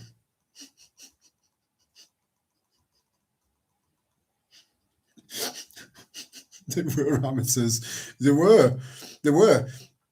If you look back at On the Buses, you know, which was very British, you know, you don't get more English than that, more British than that, you know. But yes, you do put them to shame, and that was soft porn back then. So, I suppose, congratulations. Is that appropriate? Is it? I don't know. Am I encouraging this shit? I suppose I am.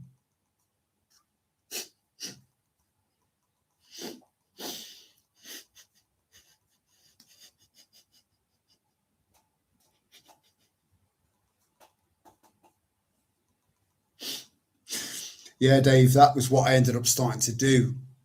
An illustration of a teabagging event. And I stopped in my tracks because A, it felt kind of inappropriate in some bizarre, fucked up way. But B was more interesting because B was the fact that I couldn't accurately demonstrate teabagging a bus. Couldn't do it because I couldn't do it. So let's move on. What should we talk about? Should we light some candles? Let's light some candles. Let's get off the bus porn. Come on. That's enough.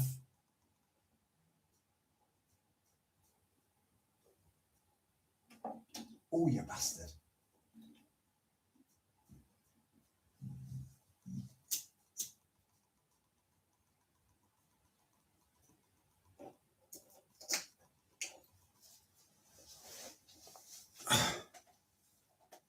Yeah, that's nice. That's nice, isn't it? Hey? I had the mental image. I had the mental image as soon as you did it. Yeah, but I still can't figure it out though, Dave. Maybe you're more creative than I am, or more, you know, broad-minded. Let's go with that. You know, that reminded me a little bit of a Boris Johnson interview when he was being asked uncomfortable questions. He was like, and he was struggling, the stupid fucking clown, struggling. More inclusive. How about that? Because that fitted in nicely with the narrative at the time. I don't know where that came from. Probably more warped. Yeah. Michael, you were the architect of this fucked up conversation. You know?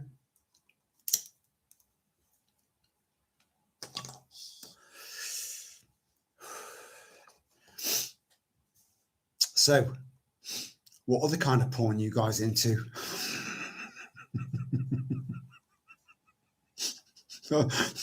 That's an instant regret. Instant, like that. You know, I'm thinking you shouldn't have said that, Terry. You shouldn't have fucking said that at all, because you don't know what's coming. Can you deal with it? Yeah, I can deal with it.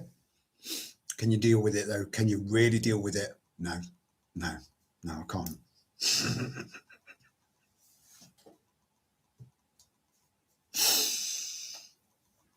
So, you know, earlier on, I was talking about when people I'm just kind of sidelining now. Let's just step away from that conversation and leave that alone.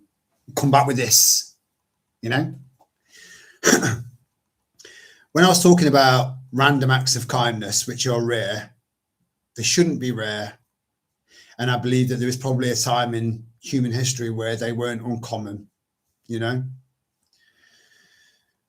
And when people film themselves, it's all behind me now. Ooh, Yeah, you're a taker now. So you're a taker now, Michael, instead of a giver. Yeah. That exhaust pipe that you saw as an entry, you're now, let me just back up. Ooh. Oh, no. No, I'm sorry. Right, so going back to, that was so bad. I'm so sorry. Going back to, I'm glad this is, I had to click, is this for, there's, you know, when you're setting up a live stream, it says, is it for children? No. And then a start, you know, no. It's always no. Every single one. No. Is it fuck? We never know where it's going to go. No one saw this fucking shit come in.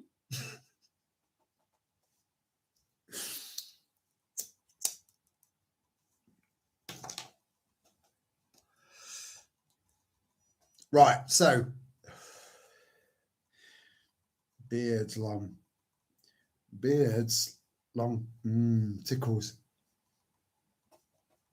There you go. Ego Ray, right? Just remember this image. Like that. Yeah. It's in there now. Oh, whoa. Sit down. I know. I saw your legs going. Where there's blame, there's a claim. So when I was talking about people doing like random acts of kindness that are just genuine because they're random, right? They're not pre-planned, nothing like that. So there's this, Annie set up a group and invited a guy called, I think his name is Gurumit Singh, right? And he's part of the Tommy Robinson crew.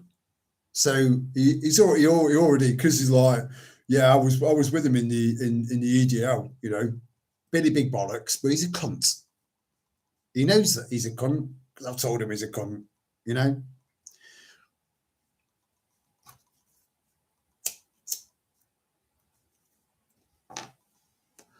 Now, so he was like with Tommy Robinson in the early days. Now I know what I know about Tommy, you know, and all of his other grifting friends, and Gurumit Singh is no different to any of them, right? So he did a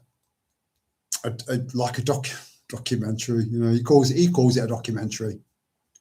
It's a documentary, right? Please look him up. Make your own mind up. Don't be swayed by anything I've got to say about him. Keep an open mind. Don't be dissuaded by anyone else's opinions. Make your own mind up. He's got a YouTube channel. His name's Gurumit Singh. He was part of the Tommy Tard, well, sort of still is to some degree. And he put himself across as a pedo hunter, right? Now he did a little mini documentary. This is how low his IQ is and how big his ego is, because that was my main weapon against him, his ego. You know, people with egos are weak. Anyone with an ego is weak, right? Because it gets in the way. It does. It gets in the way of who you go on to be, who you should be, who you try to aim to be in a humble way, right? So he did a documentary on catching a paedophile. Now, just the opening part on his YouTube channel of this documentary, it's instantly all about him. And then the grift, because he's with Tommy Robinson, Danny Tomo. Oh, there is a little bit of a list there. They're all grifters, all of them. None of them are sincere. And even though Danny Tomo is going over and like, look at this. we've just stabbed up this raft, this boat. So that's going to be 30 men that can't come over. Please send us money. Give me your money. Give me your money. Thousands and thousands and thousands of. Anyway, I don't want to detract away from this particular guy. Now, if you look at if you go onto X, TikTok, Facebook, YouTube, pretty much across all platforms, really, you've got pedo hunters, right? Now, this is where the difference lies, okay?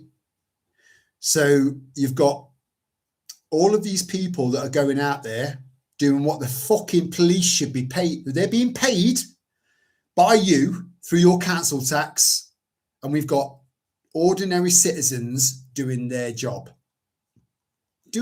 for them.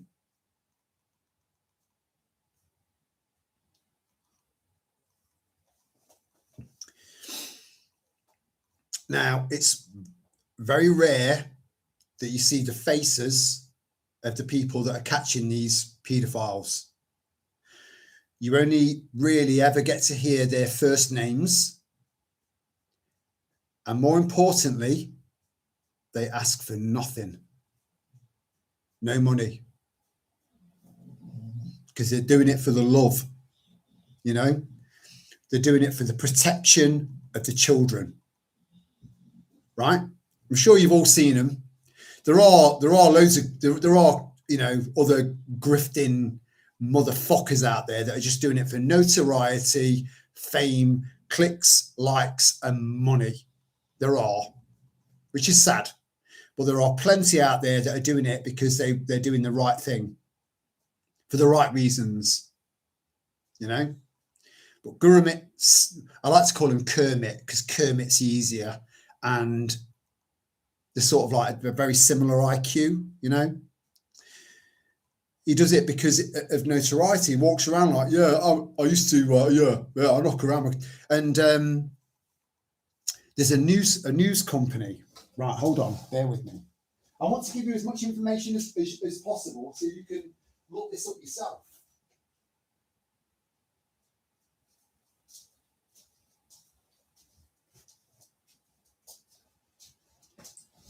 Because it all ties in. It all ties in. And it's important, you know, because I know you guys aren't suckers. I know you're not. And that's not me blowing smoke up your ass. It's I know that you aren't. I know you're not, you know.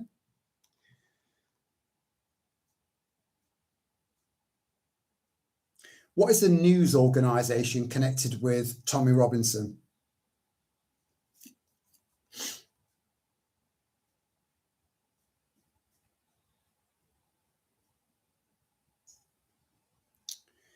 Right, well, Rebel News is tied in there as well, right? Which is a Jewish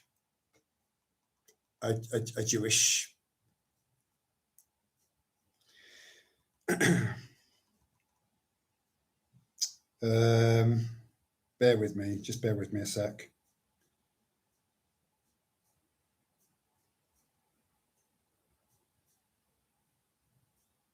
There's a few.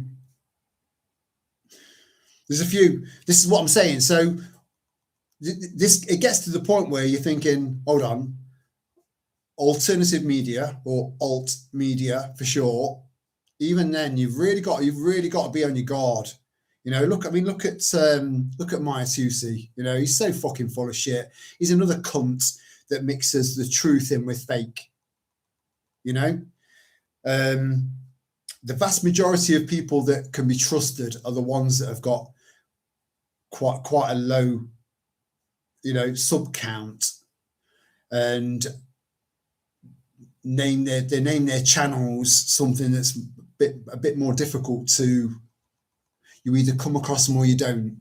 You get recommended them from other people, you know, like-minded people. Well, that's what I've found anyway. Right, it's not Rebel News that I'm trying to think of.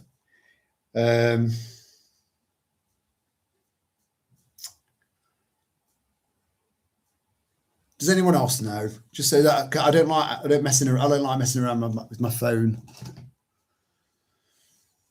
But anyway, they did a Happy New Year video, right? And Tommy Robinson was like, "All right, Happy New Year, all you gullible cunts." He didn't say that, but that's what he means, right?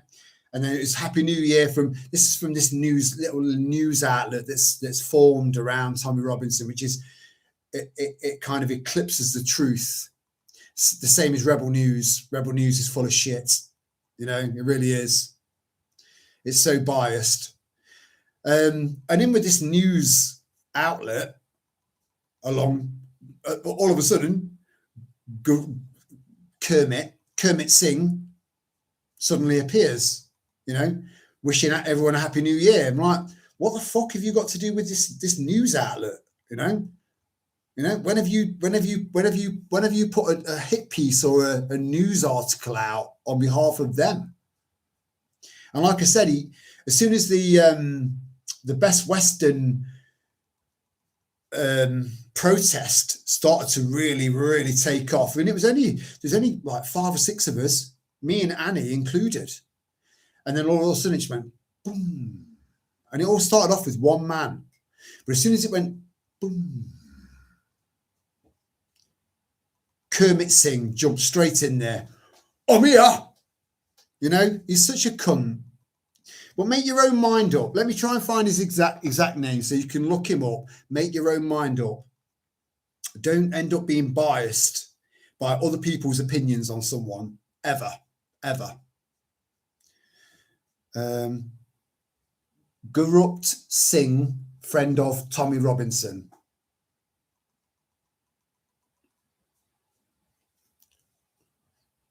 Fucking useless.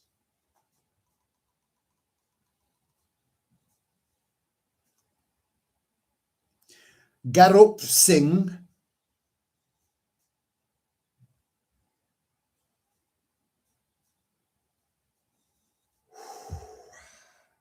I mean, see, this is why I call him Kermit, because I find this very challenging, and I've left the group now, so I've got no way of getting his name back up again. But look up, there's only one Indian guy that was part of the EDL in its early days that's got a surname Singh, right? That's all you need to look for. Just do a little bit of research on that. I can't find his first name, but he doesn't like me. I don't like him. I took the advice of one of our little tribe and didn't bother going up there, you know, because I do think that things would have gotten out of hand very quickly, and I think I would have nudged it along the way, because I don't like people like that. I really don't. You know, I'm sick and tired of cunts, especially people that are manipulating people into believing that they are on their side when they're not. They're just grifters. I don't like grifters. I've made that very clear, you know, probably for the last 5 years. Very clear. I don't like grifters. Look, I understand that some people have chosen YouTube as a potential future income, because we are being kind of ushered into a digital age, the 4th industrial revolution, you know. So I kind of get their mindset, but that's not going to work out for them. It's going to be much harder than that. It's going to be way harder than that. I think people like Kirsty might do all right. I think she could monetize her channel and possibly make a living. Maybe, you know, again, it would be meager because it's such a niche subject, prepping, but prepping is going to become more and more prevalent. People are going to start to realize that actually we're not a bunch of absolute fucking lunatics. we're doing what humans have been doing for thousands of years. You know, getting what we can, thriving and doing whatever we can, and then kind of preserving stuff and preparing and stuff for the winter, and then getting back into the game during the summer, you know, where possible. So the whole prepping thing is becoming more and more popular. It is taking off. But again, there are so many pitfall channels out there that are ridiculous. But Kirsty's not one of them. So Kirsty could make, I don't think she'd make enough to sustain a living, because Google doesn't pay that much. I also think, hello, Matty. I'm sorry, mate. I've only just noticed you're down there, brother. You know, welcome to the party, my friend. Thanks for joining us. Much appreciated, mate. Jordan, you know, his videos are very, very therapeutic, and I wish he'd do more. But you can't push someone. If you push someone into making videos, they're not going to make the kind of video that you appreciate, because they're forced, you know. But, you know, he could make a few quid as well if he wanted to. Michael, with his music, I think he's got such a lovely approach and a lovely personality that he could teach people to play instruments, learn how to record music, record music, all of the intricacies that are involved in music and the creation of music and writing music. He could do that. But the problem that Michael would have is that there are lots and lots of other people out there, lots of other musicians that are doing the same. But there's only one Michael, and he's different, you know? So he would be able to do all right. I do think he'd do all right with that. Me, you know, even if I'm on my arse, I will never take a penny off Google, ever. I told you I never would, and I never will. Never will. But I don't think that other people should just do the same. You know, I just think that everyone needs to think outside the box moving forward. I'm doing that, but I'm not going down that route. So anyway, they all love the spotlight. None of them would do shit without the camera or the cash handouts. Yeah, you're spot on, Dave. Yeah, please look him up. You'll know who I'm on about. He's got a skinhead, you know. So again, you know, the guy's a Sikh, right? Yeah, I'm a Sikh. He doesn't even speak with a like bloody fucking bloody bastard. He don't talk like that. He talks like you and me, exactly like us.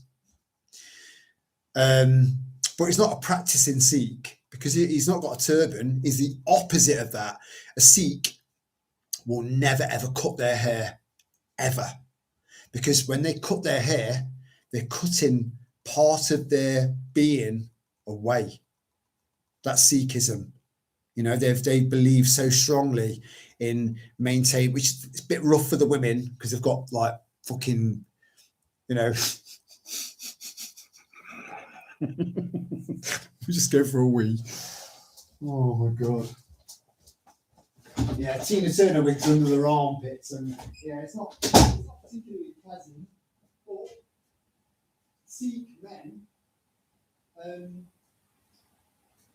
practicing Sikhs, they see that in practicing Sikh women, so it's no big deal to them. In the West, you know, we like things to, in our women, you know, no offence, ladies, but we do, you know. We've got a preference for everything to be like a little bit neat, you know, a little bit tidy. If we see a woman, you know, having a good yawn in the morning, you know, and you just see these two big, massive dreadlock fucking.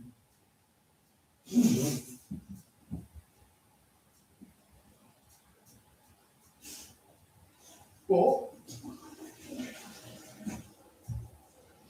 I think women should be doing what they want for them. They shouldn't be doing stuff that they believe men should be wanting. You know? Never be a slave due to other people's expectations. So just saying, where was I?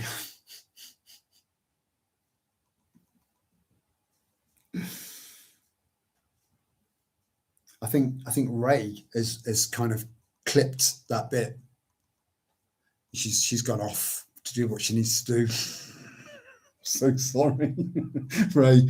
I apologise. Take it back. Have you ever watched Europa, The Last Battle before? I haven't, mate, but it does ring a bell. It does ring a bell. Let me just very, very quickly write that down. I know this might annoy some people when I go and just stand up and go and write stuff down, but it's important because there's been quite a lot of stuff that sent me off in different directions just from writing stuff down that people have recognised, recommended, and that's helped. It's expanded me a little bit, you know, and being expanding yourself and expanding yourself and expanding yourself within your, you know, it's good for you. It's good for you. It really is. Where was it?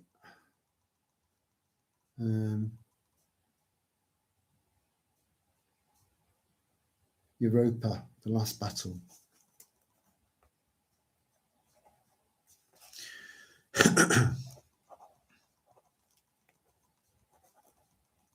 Is that Europa as in the moon?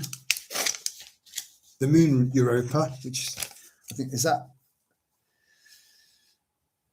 one of Jupiter's moons. Just curious. There's nothing crazy about wanting to survive, especially surviving comfortably. Yeah, do you know what, Dave? I was thinking about that the other day, and I was thinking, fucking hell, it's freezing, you know. So my main instinct was to go and put the heating on, and I thought, no. Do you know what? When you were growing up, you had no continental quilt. You couldn't have normal blankets because you had allergies to dust, because I was a really bad asthmatic as a kid.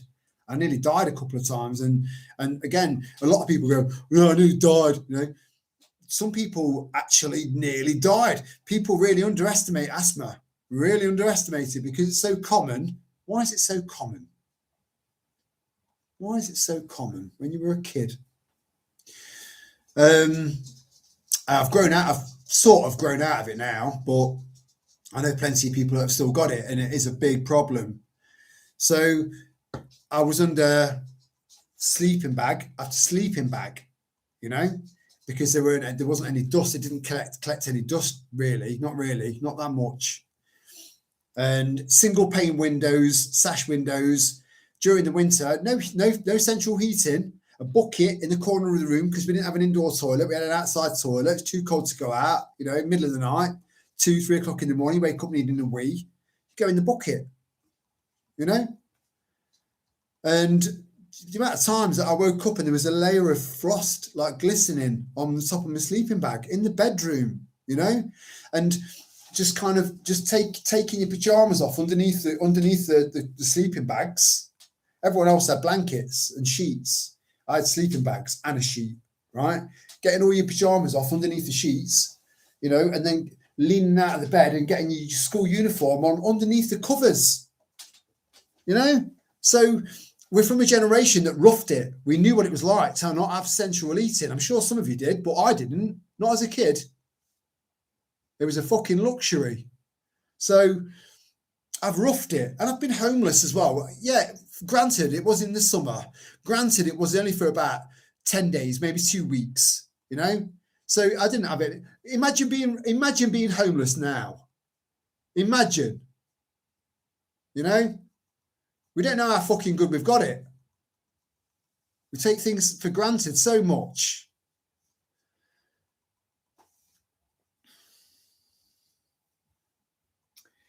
I find Kirsty's vids very calming. Yeah, they are. Her and, you know, Ruth Smith, it's now called Butterfly. She made some lovely videos as well. You know, they were very, very calming and very therapeutic. She had this really cute little chuckle. And again, Jordan's videos as well, very therapeutic. There's not much, he doesn't really say anything, you know, because he doesn't need to. His videos and his camera angles and his and what he does and the wild camping element of it and all that is just fucking beautiful. Because people like me, I can't speak for everyone. People like Michael, you know, we really love wild camping and the rawness of it and just getting out there and just roughing it, you know.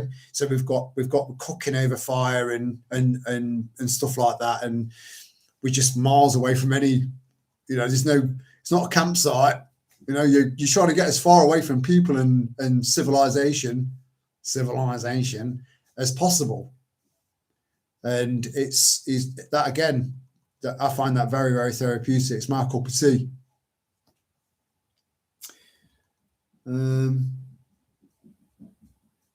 Oh, I'm glad you're still there, Kirsty. Bless you. But you have got a lovely channel. Hello, Mandy, aka Sal Misra. How you doing, sweetheart? Thank you for joining us. Good to see you. I hope you're doing well. Just got in, been let out tonight, lol. Oh, you haven't been fucking the town up, have you? Is it carnage out there? He's like, I better go home. I better get home. His body's everywhere. You know, everyone's fucked up because of me. I knew I shouldn't have just yanked on that bus's wheel whilst he was driving. You know, oh, that would tie you nicely into our bus conversation. Couldn't get your own way with the bus.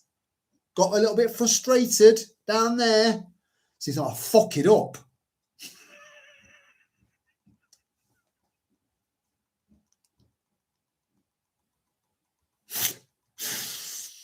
Oh dear. A screenshot is a quick way to take down info to refer back to. Yeah, but you know what? People take little clips as well of people's videos. They can take little clips and stuff and then take it completely out of context. And I've been warned about that because I've said I'm pretty sure I've said a few controversial things over the past, but I've always been honest, you know, and it's always been the truth or a very, very valid opinion. And if people want to take that out of context, fuck them, you know. So it doesn't really bother me. It doesn't really bother me at all, you know. I stand in truth, and that's got its own power, you know. That's real power. There's nothing above the truth. Nothing. Religion, love, compassion, or anything good, anything bad, nothing is above the truth. The truth is an umbrella of everything that matters, you know.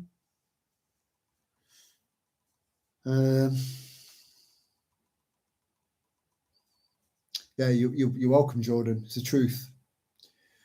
Yes, alcohol-free as driving, but a laugh. Hey, you know what? If you can still have a crack without having a drink, you know, good on you, because a lot of people think that they can't have a crack without having a drink. And that's a shame because it's not the truth. It's not. We don't need to rely on this stuff. Again, you know, I'm cutting down over weekends now. So I've cut drinking during the week, you know, obviously Christmas or special occasions or going out, clubbing or whatever, which I don't do very often. I'll have a drink, you know, but generally speaking, I don't drink during the week, and I'm seriously considering not drinking during the weekend as well, you know, because we don't need it. We don't need it, and it dehydrates your body. It's such an unhealthy diuretic, unlike things like dandelions, you know. That's a healthy diuretic because it's doing something to you. It's cleansing you. Whereas alcohol doesn't do anything. It doesn't really, apart from maybe a glass of proper organic red wine with a meal, then that can be medicinal. It can help. it does something to the linings of your arteries. And it can, break up the calcification that can build up in your arteries. It can cause heart attacks and blood clots and stuff like that. So it's got its place, but not vodka, and that's just for getting pissed. That's all.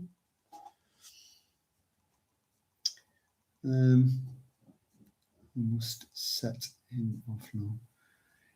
Yeah, you've given him. You're definitely making him twitch now. He'll be getting his bus magazines out now. I'm sorry.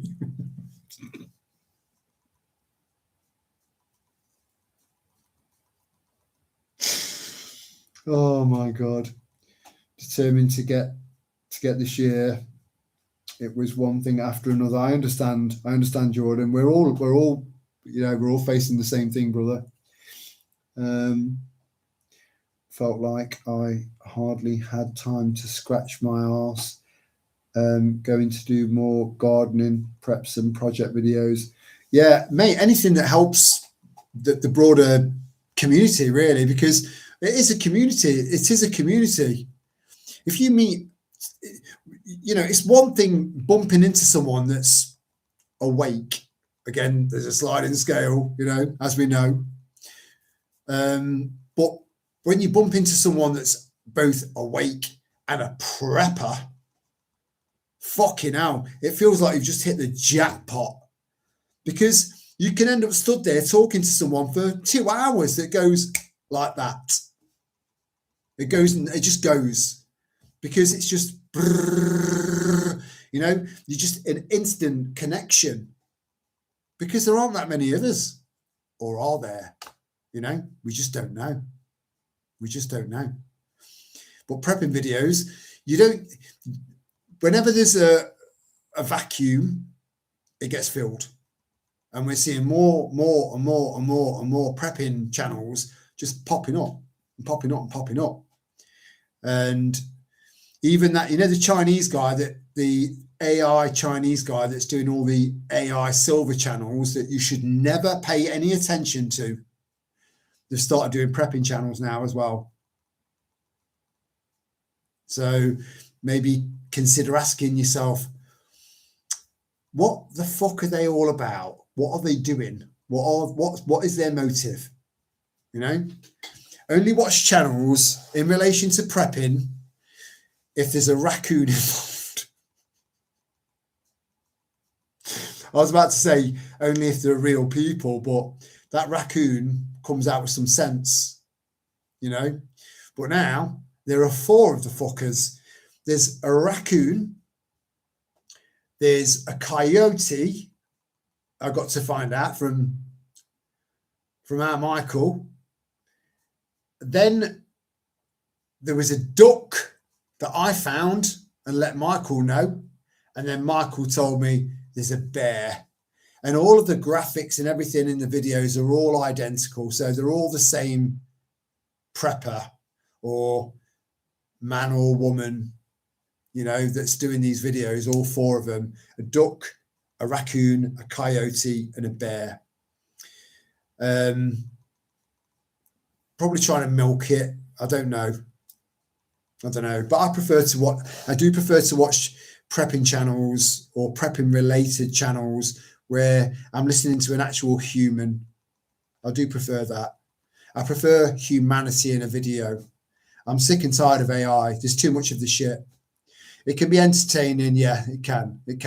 An AI video where someone just takes a fucking massive run up and launches Keir Starmer through the fucking universe with one good fucking punch.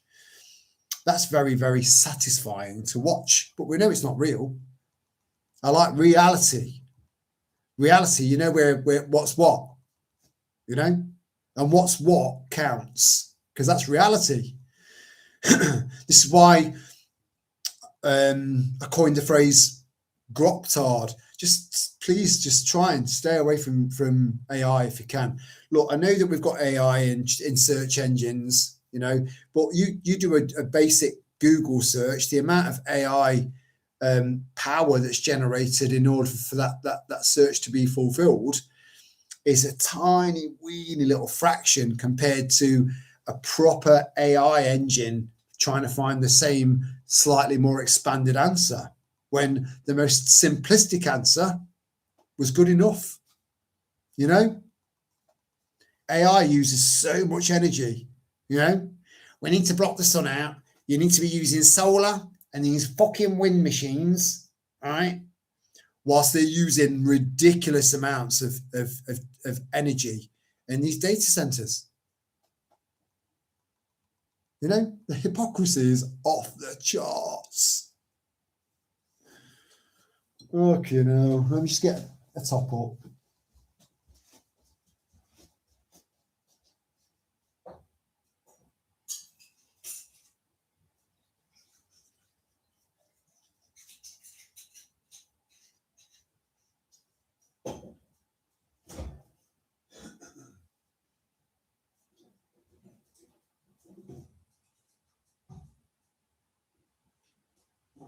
Oh, I've made some tinctures, right? But I fucked it up. So, Lana, I fucked up. I'll explain why. Let me just top this up, and I'll explain why. Again, I know this is probably a bit boring to some people. I'm not going to be able to fulfil everyone else's or everyone's taste of what they want in a live stream, or taste of what they want in a video. You're never ever going to achieve that. It's impossible. Everyone's after something different. Everyone. So I try and kind of just be me and do my thing, and hopefully that's down the middle of the road enough.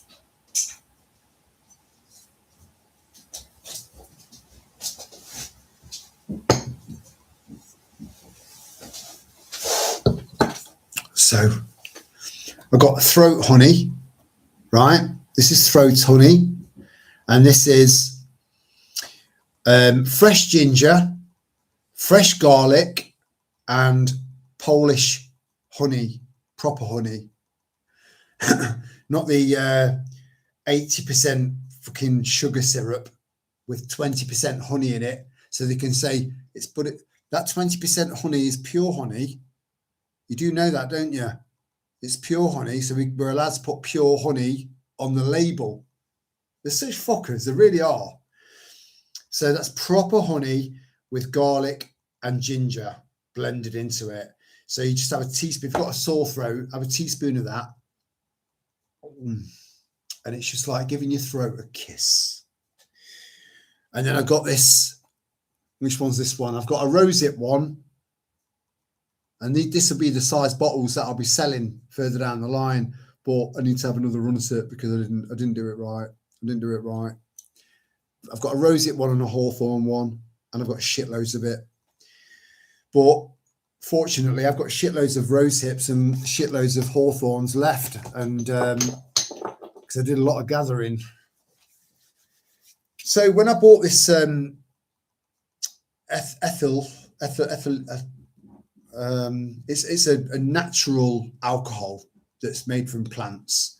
So, and it's completely organic, and it was Chelsea that recommended it. That's Chelsea Star. So Rosa, her daughter, one of our little tribe, you know, and she recommended this alcohol, but I never really thought about it. You see, vodka, if it's say it's 40 proof, right? It's still not, you know, it's still half of it's water. So it's less than half alcohol, whereas the stuff I got was literally 95% alcohol. So it wasn't 95% proof; it was 95% alcohol. So I only needed to use half of that, especially with rose hips, because rose hips the vitamin C that's in rose hips, it's water soluble. I went in there with proper fucking hardcore alcohol. You know, I've had a few drops of this stuff on my tongue and I've gone, oh, just for a few minutes, and really did pull that face, I imagine. So I've got to do it all over again, but none of that alcohol is going to be wasted. But use the water mainly to bring the vitamin C out of the rose hips, and then use the alcohol as sort of like a binder to prolong the lifespan of it, you know? So it's meant to be like 50-50 water and alcohol. I'll put it in pure alcohol. I mean, it makes your tabs laugh. It sends your tongue into some sort of really fucked up spasm. So you get a few drops underneath your tongue. Can't have a conversation for about 5 minutes. Strong shit, you know? And it went on. I was looking at doing a bit more of a deep dive, and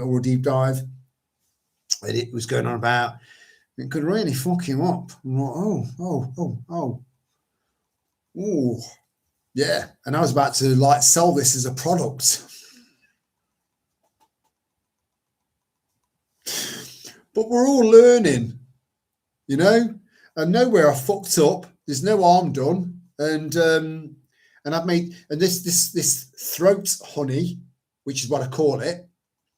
It is effective. It does do the job. It does more than one job, right? But on second thoughts, I wish I'd blitzed some cloves up and put them in there for the sinuses. So you can work on the throat and the sinuses. So you've got an E-N, an E-N-T cover, you know? I hope that makes sense. I hope that makes sense. So one of the best ways of learning is fucking up. Fuck up, you learn better. Learning the hard way is always the best way. The school of hard knocks, best school in the world.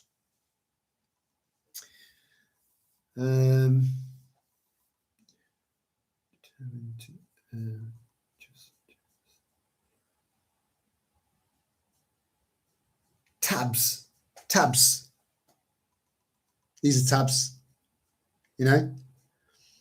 And mine stick out quite a bit as well. So I try and walk into the wind, because if I've got the wind behind me, I go at like 75 miles an hour, you know.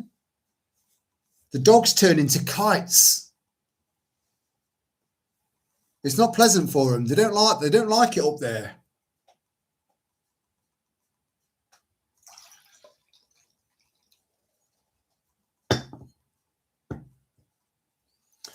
Does anybody else call them tabs? Yeah, my dad called bods. Yeah, bods. Yeah, that's a very Derbyshire and a very Nottingham thing. In Long Eaton, which is smack bang in the middle, we don't know whether we're part of Derbyshire, but with a Nottingham postcode. It's very, very unique in Long Eaton, you know. So we don't really. I'm not a Long Eatian, you know. I'm a Nottingham lad, so I know my roots, and I'm aware of my roots, and I embrace my roots. I know where I'm from. I never forget that, you know. Unlike I'm still Jenny from the block. No, you're not, Jenny. No, you're not. No, you're not. You made millions and never went back again because you're a cunt. So I know. I'm from Sutton. Have you got a stutter there, Mandy? Sutton in Nashville. That's just down the road. You know. It's quite incredible, really, when you think about the size of the channel and where a lot of people have come from, and a lot of people are from. It's quite fascinating, considering it. You know, we've only got a tiny little channel. The people are from all over the place, but then there are people that are from very, very close by, you know, where the odds are very, very high odds. Yeah, high odds, low odds, low odds. I don't know what I'm talking about. But I'm sure Sutton in Ashfield was, weren't they quite famous for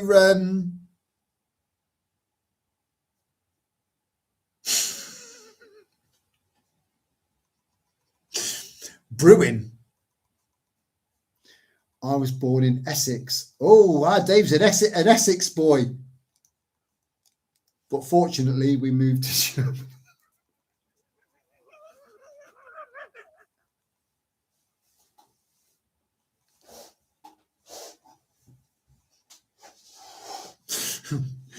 So Dave went from being like, oh, check out my fucking tan. Do you know where I'm going this year? Do you know where I'm going? Do you know? Do you know? I'm going Marbs, innit? Top up my 10. Got me Hugo Boss on. I'm fucking sorted, night. You know what I mean? What's 10 and 10? Oh, I don't fucking know. Where does that matter? Right? To going over to Germany and going, schnell, 9. You'll have to do that. Are you? I am. Sorry about that little outburst there, Dave. It was quite inappropriate, really, and probably didn't make any sense either. On reflection, it made no sense at all. I go back to Sutton a lot as family there. My older family, miners. Miners. Yeah, they're all young, aren't they? Silver Hill Colliery. You see where we're. Yeah, sorry about the young bit, you know. But yeah, where all my mum's family are from. That was all miners, all mining towns up there, mining villages and collieries all over the place. And then Maggie Thatcher shut them all down. That was it. Just destroyed everything. It wouldn't have minded if she'd have just gone, right, we're taking this industry away, but we're going to replace it with this industry so it doesn't have that much of an effect. No. She was, fuck you. Destroyed communities, destroyed lives.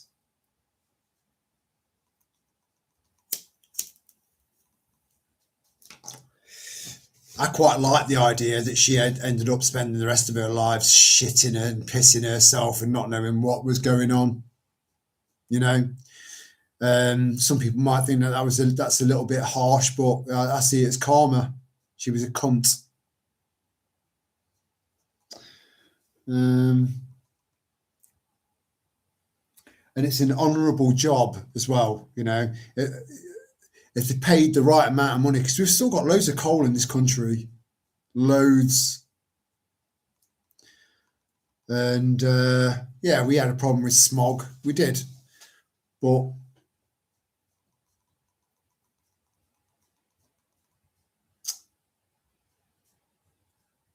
burning coal, grow more trees, and the country gets greener.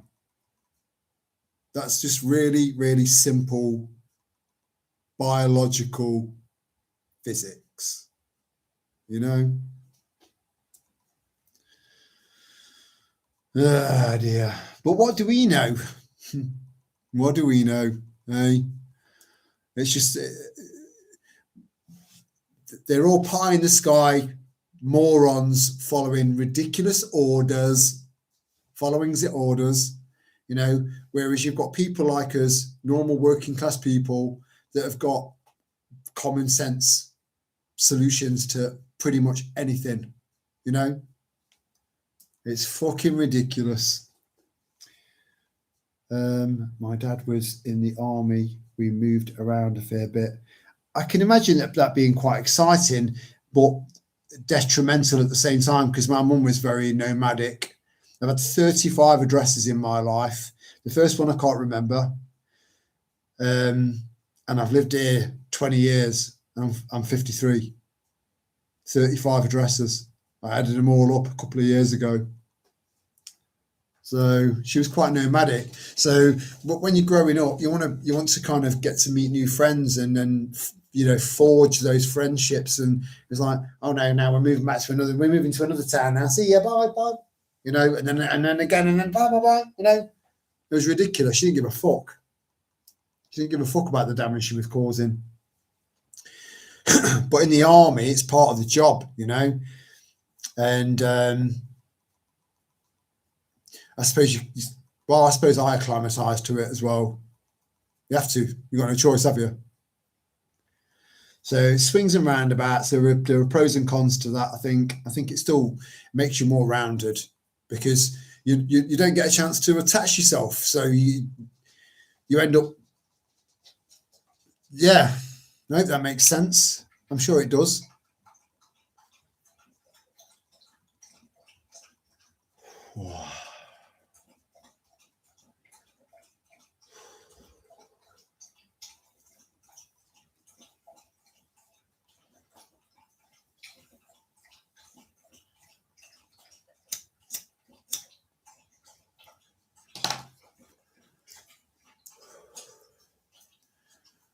That took a long time, that did.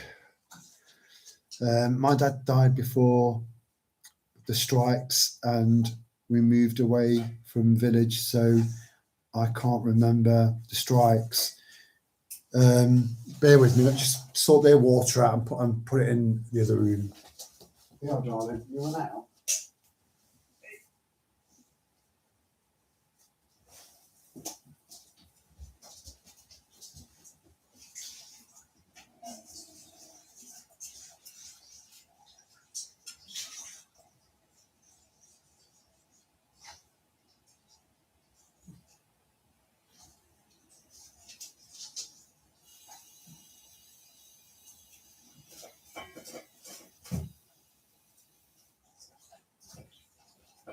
Going back to the strikes, just, relatively briefly.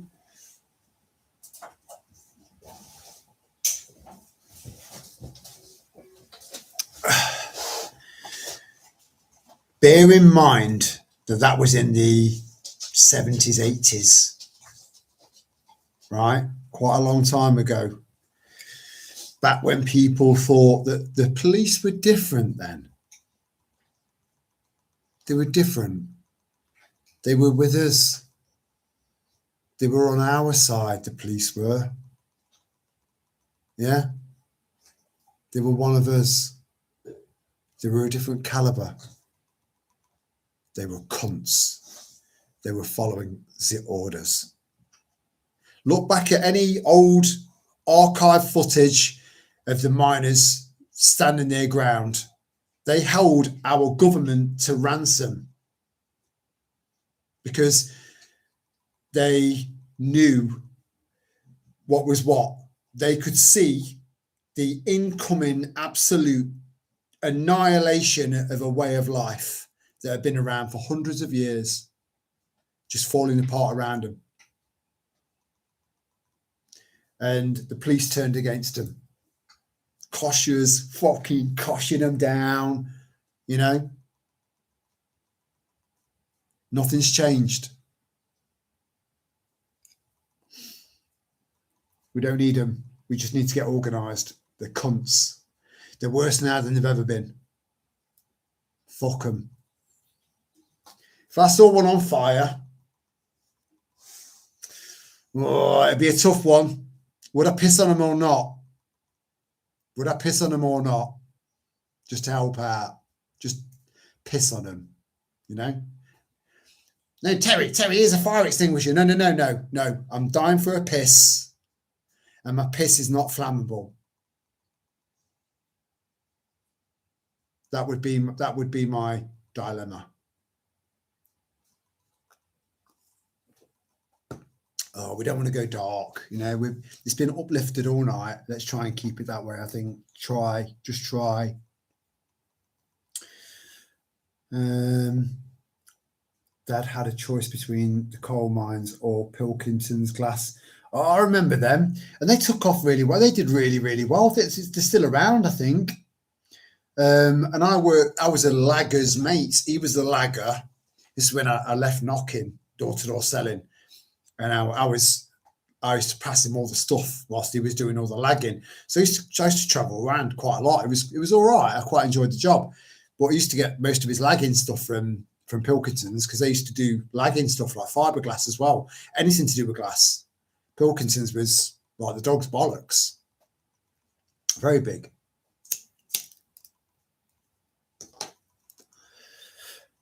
I ended up in a textiles factory. Yeah, well, a lot of people in the Midlands did. Then moved to Sheffield and worked in Sheffield Steel. I'm assuming you mean Sheffield Steel with that S. It's all right. Don't worry about the keyboard. We read between the lines, sweetheart. Don't worry, Mandy. Worked in Sheffield cutlery industry. Then its demise due to Chinese imports. Yeah, all part of the plan, though, Mandy. All part of the plan. Hey, up, Matty. How you doing, brother? Rose hips may make some nice tea. Hopefully the hot water destroys the itching powder effect. It does. I've got some really decent muslin. Again, like the cloth, not the mate. I'll cut you for you. Mate, I'll cut you. It's all right. It's all right. Just pour it away. I thought it's good for me. I need that. Give it to me. It's all right. It's all right. Bloody fucking bastard. Muslin. Yeah, I've got some good stuff, and I've got a really good filter. Oh, you fucker! It's just flipped up on me. Hold on, I've got to wear these, otherwise I won't get any sleep. But I'll show you. Leave your ear alone.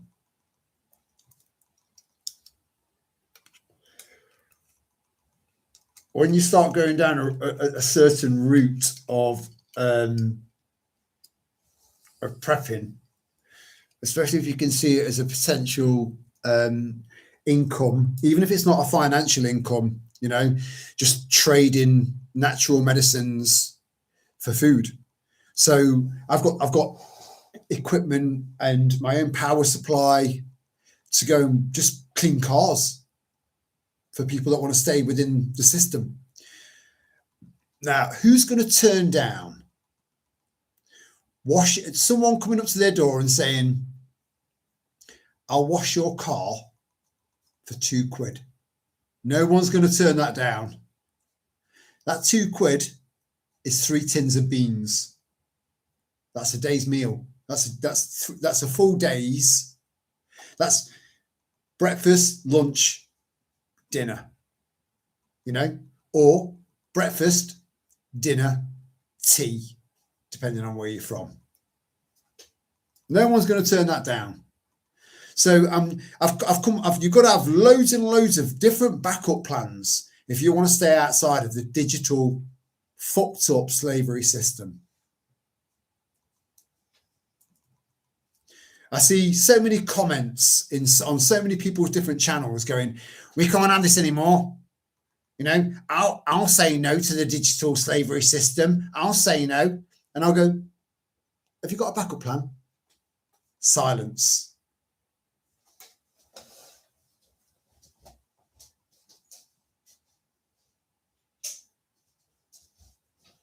And I don't do it on purpose to piss people off. I just think sometimes people need a really good, firm kick up the fucking arse. And I've had that in emails from people that have sent me off in a completely different direction of research. And I've learned so much as a result of that, But it did start off with a return email saying, would you like to meet up somewhere so you can fucking say that to my face? You cheeky cunt. Nothing. Silence. Radio silence. I've gone, I wonder what that's about anyway. Before you know it, boom. So yeah, this Team U Terry. I don't like that anywhere near as much as Tripod Terry. Let's stick with Tripod. It's more flattering. And then it came with this, which is a very, very, very fine mesh. So that just goes in there. and then you put your all your rose hips and stuff that have been stewing in 95% alcohol, being destroyed by it, not destroyed. It's still useful, but I can make twice as much stuff now because I've already got the alcohol. It doesn't go off, it just evaporates. So as long as you can keep it sealed when you're making your stuff, keep it sealed, it will last for years. So I need to extract all of the vitamin C from the rose hips, the other rose hips I had in the freezer, and then do it all over again, but with a 50-50 mix because it's water soluble. That's why you piss vitamin C out. This is why when I do have a drink, I have a clean drink with not from concentrated fruit juice. It's all freshly squeezed. I only drink once, once, maybe twice a week. So because of that, I'll put an extra couple of quid into what I'm drinking. But with alcohol, it's a diuretic. It's a bad diuretic like tea and coffee. Although coffee's got its pros, but then tea has really. So you need to keep replenishing the vitamin C because it's water soluble. So alcohol just pisses the vitamin C that's in your body, trying to look after your skin and your immune system and all that. The alcohol just like, let's fuck it all off. So that's why I drink vodka with freshly squeezed pure fruit juice and tonic water. So I'm sort of replenishing my my fluid outtake with intake. I hope that makes sense.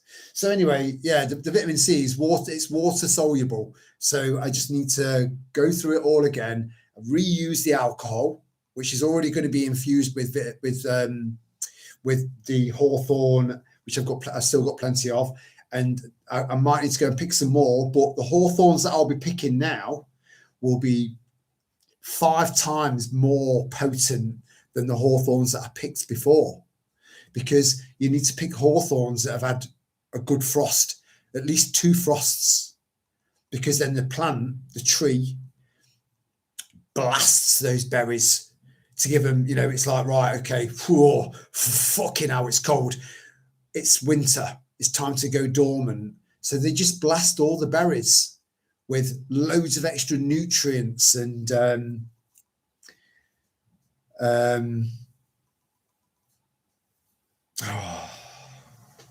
I've got so much fucking information in my head, it's just. So that any hawthorn berries that I pick now are going to be better than the ones that I picked before. So this fuck up has done me a favour. I think that's the point I'm trying to get to.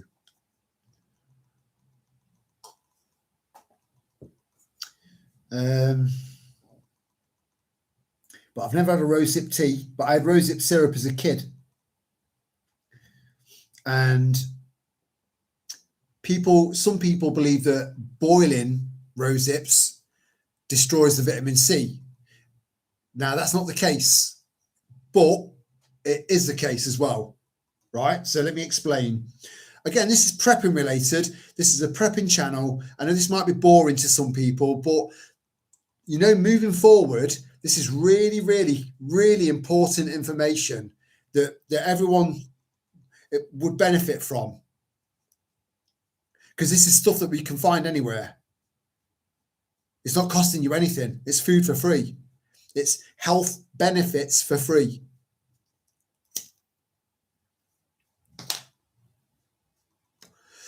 Right. Because rose hips contain more vitamin C than anything else that can be grown naturally in this country. Anything. Nothing comes close, right? So we need to harness, and rose hips can be pulled off any rose bush, right? And there are hundreds and hundreds of different types of roses, okay? So, and they all form into rose hips when all the petals have gone, right? Those rose hips, you need to harvest those rose hips because the flesh of the rose hips are unbelievably powerful, really, really good for the body, every aspect of your body. Now, because vitamin C is water soluble, water is the best way to extract the vitamin C from the rose hips. Now, so one of the best ways to do that, the most efficient way of doing that, is by boiling them. But if you boil them for, say, 80 minutes, you are going to lose about 15% of the vitamin C. 15% of that vitamin C will be destroyed, right? So if you boil it for, say, 50 minutes on a rolling boil, right, chances are you'll get about 95 to 98% of the vitamin C out of those rose hips, right? Then let it cool naturally. And then add that, strain the rose hips off. So you've just got a pure, nice, rosy, like slightly orangey, not very orangey, but slightly orangey coloured liquid. And then split that 50-50 alcohol water. That is a perfect rosehip tincture for a novice, which is what I am. You know, I'm not claiming to be amazing at all this. I'm still learning.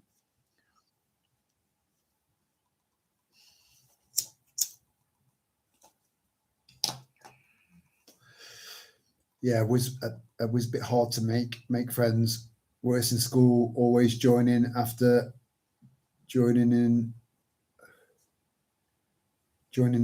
everyone had made their little.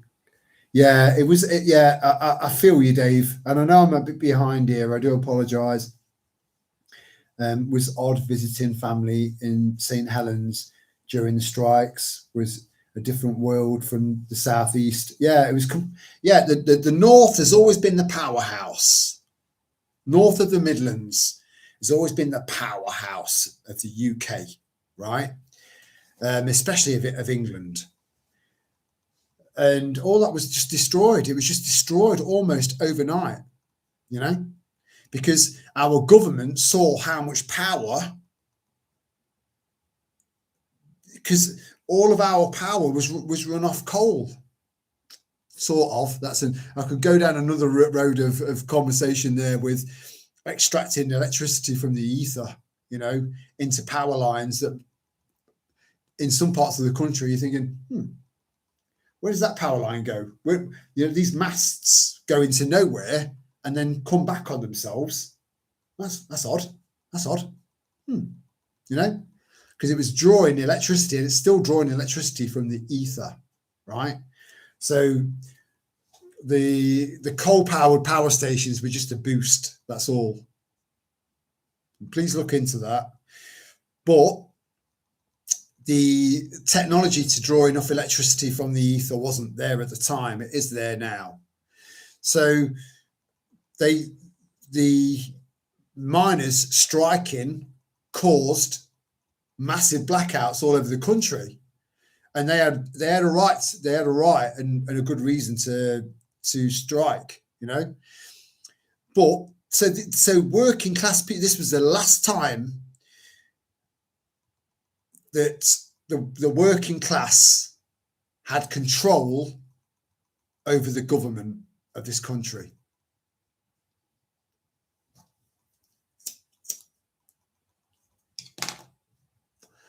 Held them to ransom, so to speak.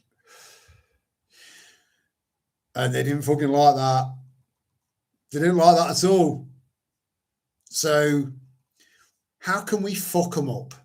How can we make them pay? Rather than agree to their basic terms, no. If we agree to their terms now, it's a little bit like A Bug's Life. You know, the locusts, you know, zzz, flying around, taking all, like the ants were collecting and working their asses off just so the locusts could feed, you know. And they pointed out one little ant, one little fucking ant.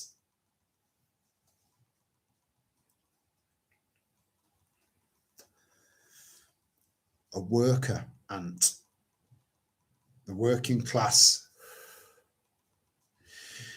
If one starts, imagine if they all start. If they all start fighting back. That was the government's approach to us. So it was like, right, fuck you. Close all the fucking coal mines down. You will suffer, you bastards, for doing that. You know, get back in your place. Nothing's changed apart from attitudes and awareness. And those are two very, very powerful things. Very, very powerful. Oh man, have I missed it? I'm sorry. Let me catch up and then. Police not fit for purpose, just organised crime. Yeah, they're just a gang. They're just a gang. And also, bear in mind, I'm going off on a tangent again. Just bear with me because this is all important information. Some of you will know, some of you might not know. You know, there's no such thing as a constable anymore, right? But even when they were constables, they were still constables. Constables, you know, with emphasis on the word cunt, right? But they still had an oath, right? That oath doesn't mean anything now. It doesn't exist anymore. They're all police officers, right? So they're all bound to the Crown, which is a corporation. You're not a corporation. Your straw man is, your birth certificate is, but you're not. So imagine if some bloke came up to you, right? Some random bloke in the street. You were just sat on a little park bench somewhere, reading a newspaper. Sun shining, you can hear the birds singing, wind just whistling through the trees, right? Some bloke comes up to you and says, "What's your name and address?" You go, "Fuck's it got to do with you? Fuck off." You would. You tell him to fuck off. It's the same principle. It's exactly the same principle. There's no difference.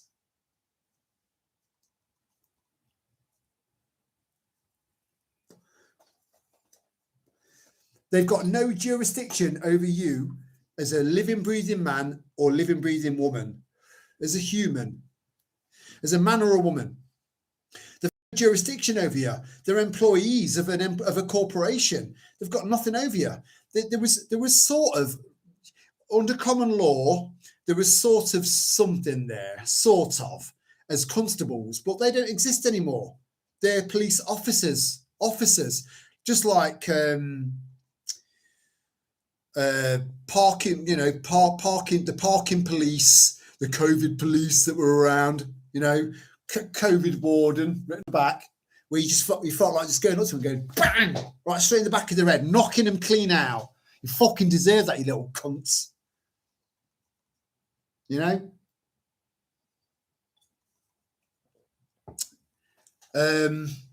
So traffic wardens, bailiffs, TV licensing goons, they're all salesmen. That's all they are. They've got no power over you. And once everyone realizes that, you see, I'm one of the few people in this country that is desperate for these cunts to turn up at my door, but no one does.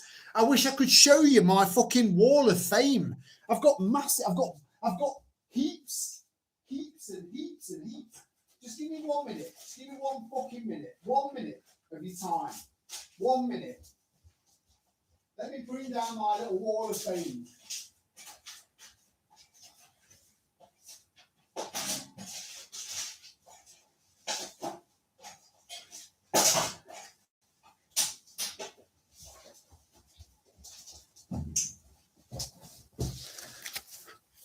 See, all of these, there's about 40, right? I'm trying not to show my address. There's about 40 in there, right? from parking demands to some sort of demand on road tax, unpaid road tax, speeding allegation, parking from here, there, and everywhere. You know, fucking come and get it. Knock on my fucking door. No one comes. No one comes because I know how to deal with them. I know how to deal with them because they're nothing. They've got no rights over me. None. And as soon as you get to, again, I don't want to sound like I'm being condescending to anyone, you know, but please just fuck them off. Don't pay for parking. Fuck them. Who's got the right to say you can't park your car there? Why? Because it's owned by the council. Well, I give money to the council. Yeah, I know, but you've got to pay more. Fuck off. Fuck off. You know? No fear. No fear. Once you've relinquished fear, you've found your power. And your power's got nothing to do with ego. Nothing.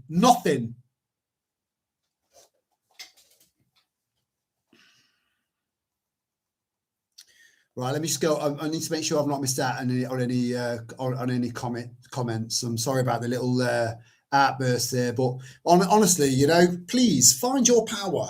You know, these people have got no jurisdiction over you whatsoever. You've got more power than they have. Way more.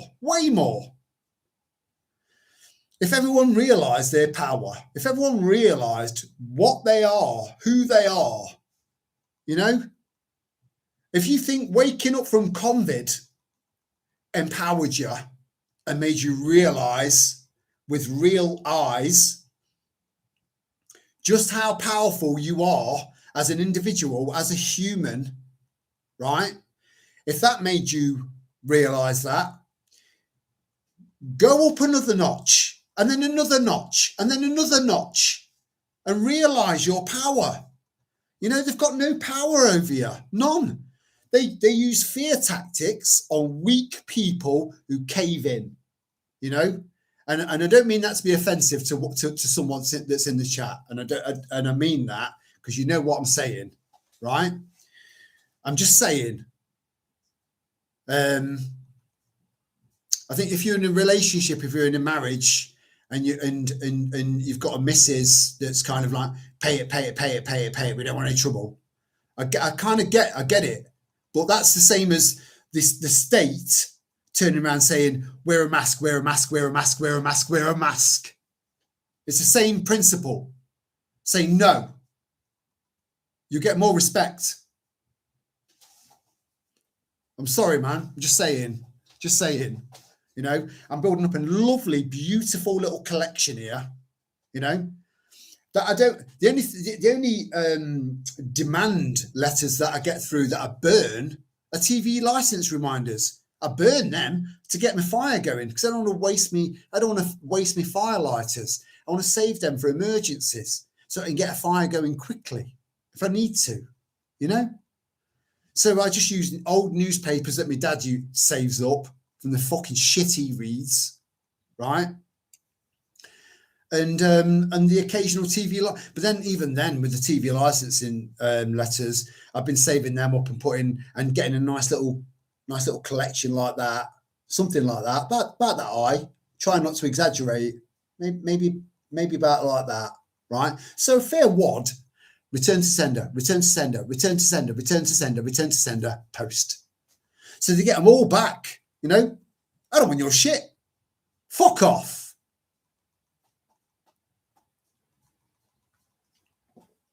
But Terry, you could just make a quick phone call and say, hi, I'm Terry, blah, blah, blah. I've said your license reminder. I don't require a TV license. Okay, what's your address? It's blah, blah, blah, blah, blah, blah, blah. Fuck off. You're not having any of my time. I'm not wasting my fucking time phoning them up. Fuck off. Anyway. I took a gamble and bought a 4.5 litre cast iron pot from Temu. If it's cast iron, it's cast iron. For £15. Exactly. You see, take advantage of cheap Chinese imports whilst you can, because if they've suddenly gone into quantitative easing, or we'll just call it QE. QE is a lot easier to say, right? Especially when you've had a few vodkas, right? So they've now gone into QE for the first time, I think, right? And they've gone into $45 trillion. So that's going to be a complete and total eventual collapse of their economy. So that's the last of cheap goods coming from China. The last. It's going to go slower and slower, and then more and more expensive, then it's going to be unaffordable for pretty much everyone. Take advantage. You know, I did about 40, must be, no, I think it was about a 35 or 40 minute video on pans. I made it relatively interesting on getting cast iron. Get rid of all of your non-stick Teflon stuff. Teflon is a fucking carcinogen, and it's like, oh, this fucking pan's not non-stick anymore. Yeah, that's because all of the stuff that made it non-stick is now in your body as a carcinogen, a cancer-causing fucking thing, you know? So all you need to do is season your pans. Now, I'm going to get the cheap set that I bought for about 15 quid, right? I've got a little multi-tool in there that's got a really good quality sander on it. And I'm going to sand them all down so that they're like a fucking baby's bum, right? And then I'm going to oil them, like, you know, with seed oils, because that's all it's good for. Oiling bike chains on your bike. For lubricating mechanical stuff, and seasoning pans. That's all your sunflower oils for. All of your seed oils that you buy dead cheap to fry your eggs in. You're fucking killing yourself. That's all you're doing. So then once I've sanded them all down, dead finely, dead smoothly, then I'm going to season them all again in the oven, you know, and that's it. I'll be able to get an egg like that and empty it straight out of the pan, slide straight onto my plate. And that's a good pan that will last you for the rest of your life. And then you can pass it down to your kids. It will last them for the rest of their lives. They can pass that down to their kids. That will last them for the rest of their lives. Cast iron is the way to go. Cast iron, stainless steel, copper, anything else, irrelevant. Or gold. Can you afford a gold pan? Because I fucking can't. Or copper. I've said copper, haven't I? Or silver. Yeah, again, who can afford a silver fucking pan? You know? Anyway. But yeah, cast iron. And I bought loads of stuff for my hob. I'm looking to buy a jacket potato cooker, cast iron one. I'm just budgeting. I'm having to budget for stuff, you know. So that's next on my list to get one of them. I've already bought a coffee. You put water in the bottom of it, up to a little hole, just underneath it. Then you screw the next top on. You put your coffee grounds into that. Screw the next top on. And then you put it on top of your hob, get a fire going, and then the water bubbles up through into the coffee grounds and then up into the top part. You've got coffee. So you could be baking a potato, cooking a chicken, making a coffee, and staying warm all at the same time in one room. You know, I know not everyone can afford to get a stove fitted. And I know that there are lots of you out there that are renting, and your landlord will be like, oh, yeah, go for it. And once you've got one fitted, oh, yeah, it's time. You're at the end of your tenancy agreement, you know, fuck off. Thanks for your stove. I get that. I understand that. I understand that not everyone is in a position to do that, you know. Well, yeah, crop anyway. So narrowing it down to respond to that comment, went right round the houses. £15 for a 4.5 litre cast iron pot is a good investment. It will last you forever.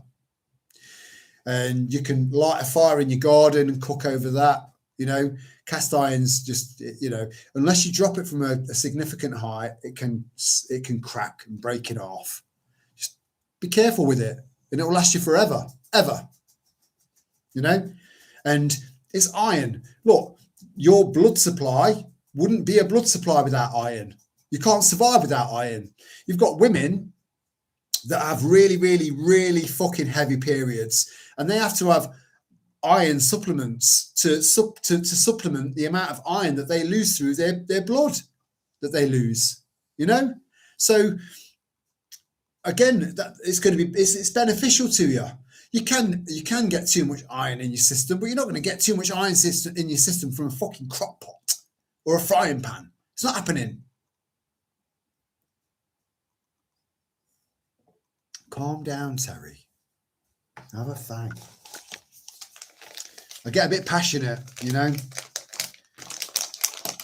I bought one, Dave, but I don't think it's genuine cast iron.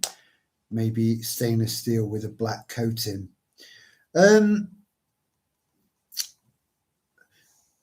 If you want to find out if it's genuine, Michael, right?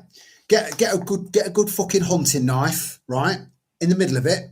As long as you've got something decent to sand it down with. No, on the outside, yeah. On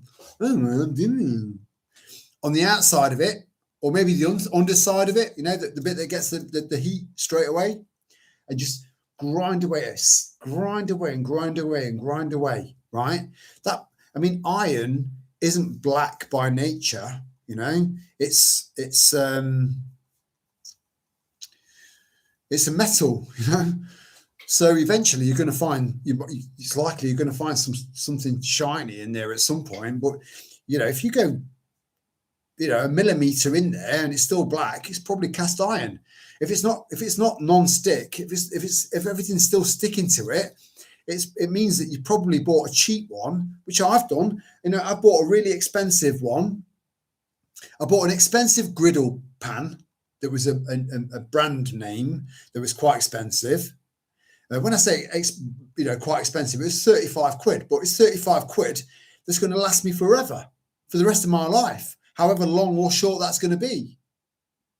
So it's a good investment. And I've not had a stick to that ever, right? Because it's been manufactured to good spec. Whereas my set of 3 small pans, cast iron pans,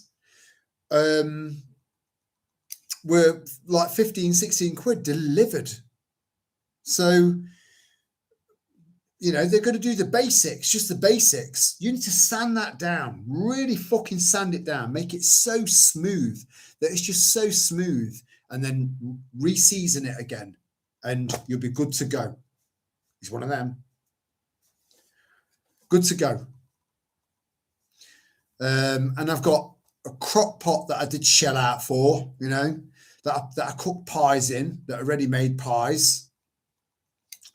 Because I don't use a microwave anymore, because microwaves will poison you. You're fucking poisoning yourself. Whatever you put in that microwave, you're fucking poisoning yourself, because you're literally changing the structure, the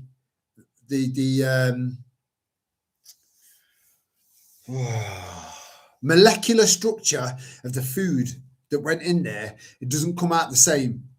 It's a different animal once it's come out and it's hot, still bubbling away in the plastic.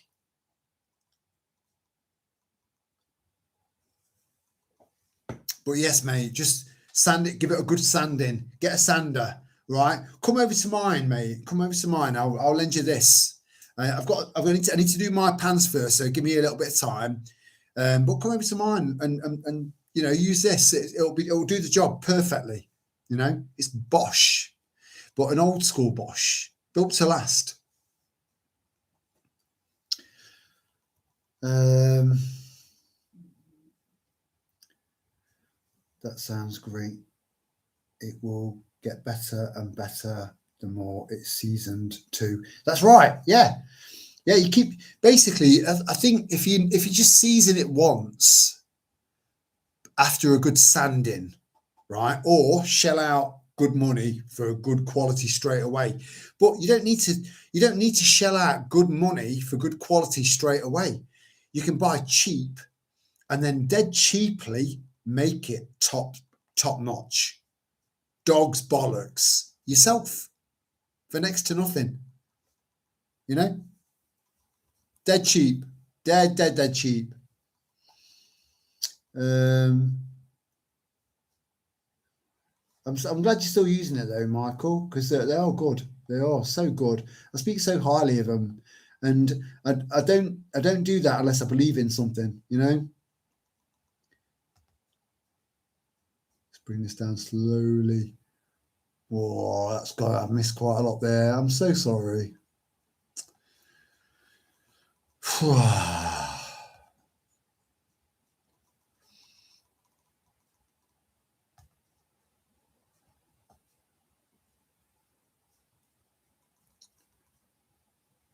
Right, okay, let me just catch up.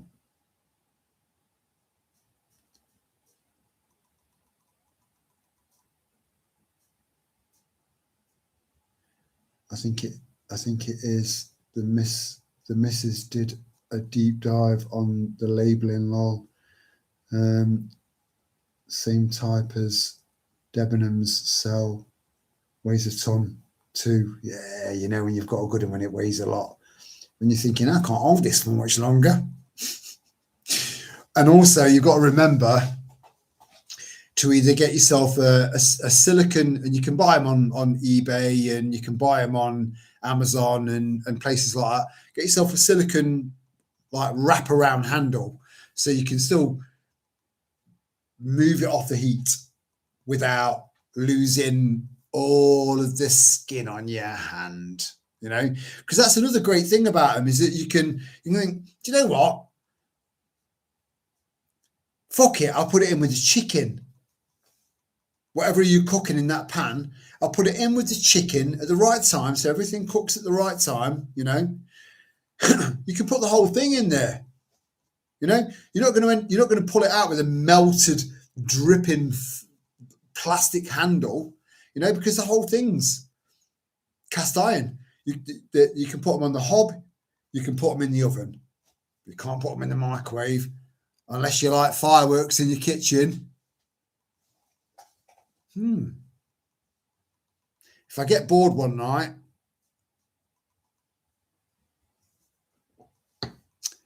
but yeah, sand them down, season them, and then the oil from the food that you cook seasons them again and seasons them again and seasons them again. You know, to the point where you don't need to season them anymore. They are literally like a non-stick pan.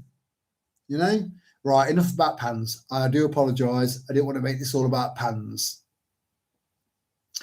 Because that would make us pans people. If there's any young'uns listening to this, they won't have a fucking clue what I'm talking about. Oh dear, that was like porn to a young boy. That was like, oh, I like this. Oh, funny things are happening.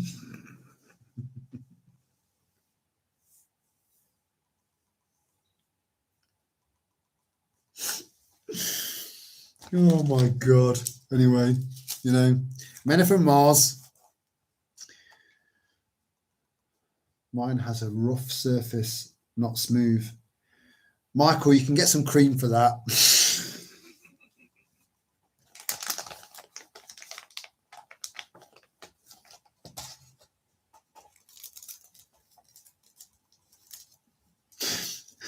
As long as the missus doesn't mind, you're all right. You're good to go. Mine is... oh, God.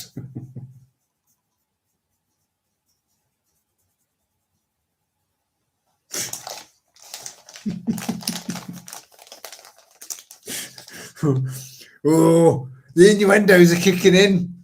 It's kicking in, Mike. It's kicking in. Oh my God. If anyone could just like alter their perspective on the chat and then read it again with innuendos in mind, you know, it's fucking hilarious. I love it. I love it. It's still very tough though. Let me go through this. It's still very tough though. I think it is. The missus did a deep dive on the labeling lol. Same type as Debenham's cell. Weighs a ton though. Mine has a rough surface, not smooth. Mine is smooth. Was pre-season.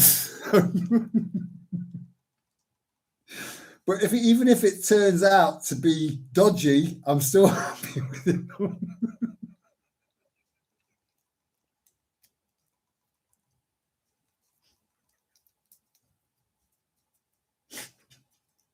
Mine was the best.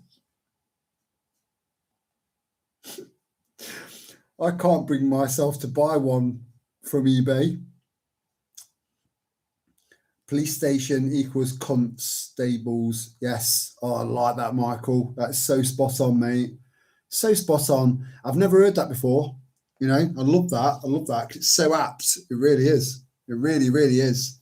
That's all they are. That's all they are. We don't need them. We just need to get organised. We need good men and then to get organised, you know, and then eventually at some point get that technology, you know, and then just make sure that we've got good men in place, good men, not ego-driven fucking retards, you know. Just, you know, there was a transvestite copper did a pat down, did a search on auditing Britain. I don't know if anyone's ever seen that video. I would have turned around and said, you need to step the fuck away from me. I would like a man to pat me down. You're not a man, are you? I identify as a woman, but you've got a cock, haven't you? Yeah. Right, so you're gay then? No, I'm a woman trapped in a man's body. Well, you're still too fucked up to put any fucking hands on me. Fuck off. I don't know where that came from. Anyway, I do love a flutter on Temu though. Always check the reviews though. Yeah, I do, mate. I do. Yeah, I'm not as bad as I was. Alana got me into that. Fuck me. You know, I spent a fortune on there, but I've got loads of stuff that's useful. You know, I really think ahead now, and you can, if you take advantage of Temu and just get whatever you need from there, whatever you want from there, and then just once you think, right, I'm topped off now, I'm done, I'm dusted, I'm sorted, and then shut down your account. Don't go back there. You know, I'm done, I'm sorted. I'll focus on food, I'll focus on clothing, I'll focus on footwear, underwear, stuff like that, you know. I do. It's a bloody landmine. It is. I think I've ended up with about 3 or 4 things out of about 50. When I say 50, maybe. No, I wouldn't add another 0 onto the end of that, but it's definitely more than 50, you know. But what I've got, I'm happy with, and it's all useful stuff that's going to last me moving forward, and that's what matters from a prepper standpoint, you know.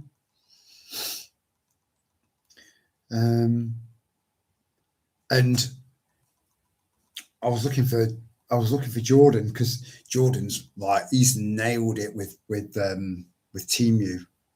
If Jordan could write a little manual out and put it into a PDF file and then send it all to us, you get most of what you want for fuck all. He smashed it. It really has, you know. And fuck them, you know. It's a communist cunty country that eat dogs, you know. So fuck them.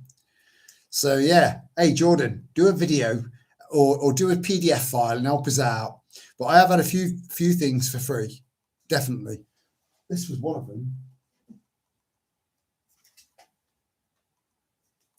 Trail cam, you know, couldn't get it to work.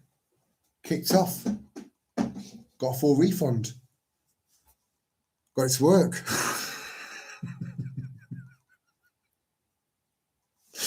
But that's genuine, you know. I thought, this ain't working. It's not working. I did everything. It's not hard, you know. Then all of a sudden it started working, you know, and that's not a lie. I don't lie. It just started working. So, you know, I've got 2 trail cams now. In case anyone steals any food from my garden. Look at this. Do you recognise that? Do you recognise him? Yeah? I know you do. I know you do. Just saying. I would prefer to never have a confrontation in my entire life. But I'm also prepared for lots of them.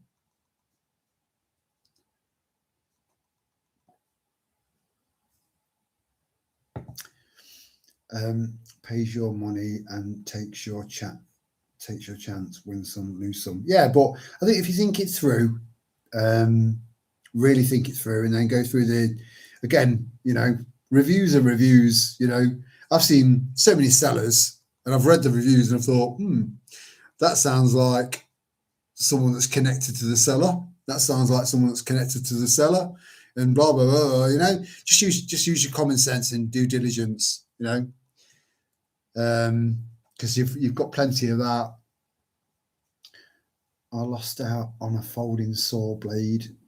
It's very thin, but I can live with that. Well, yeah, I got a couple of folding saw blades, folding saws, and I've got one, and I gave another one as a gift to one of our little tribe, and I'm really impressed with it.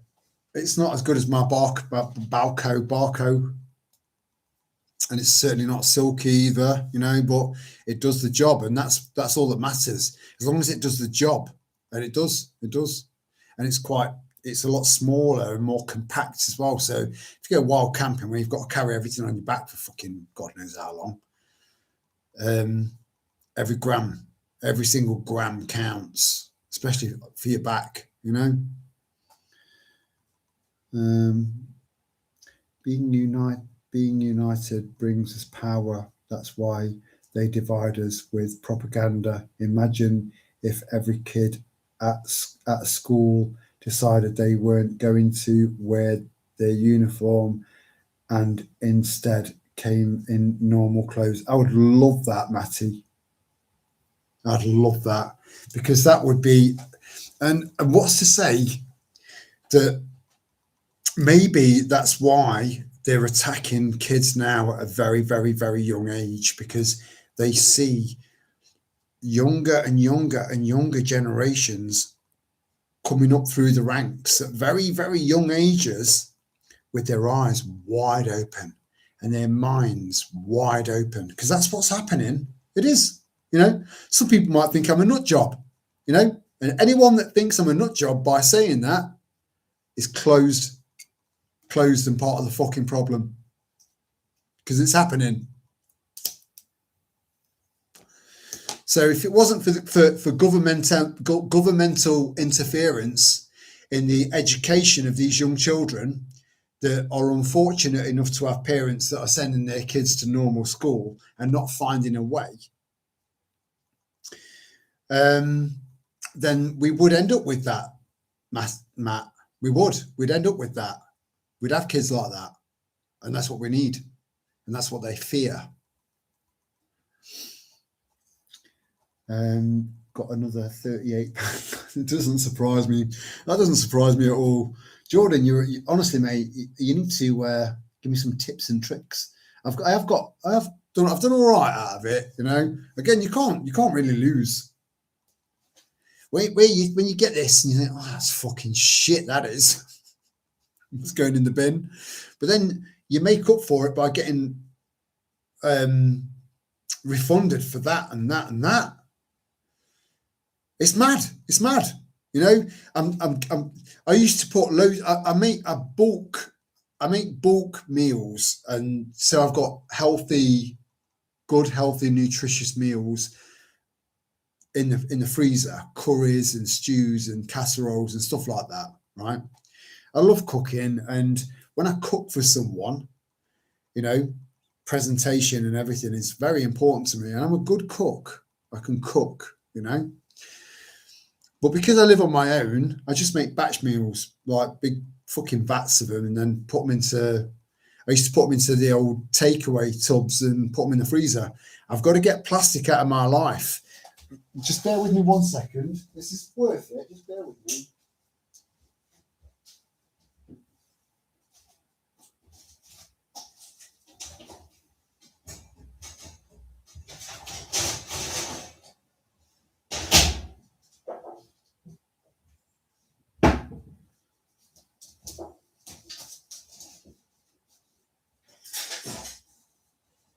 I've got to put all this shit away. Well, I've got to show you.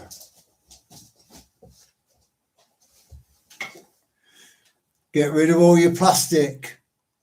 Fuck it off. Get rid of all of it.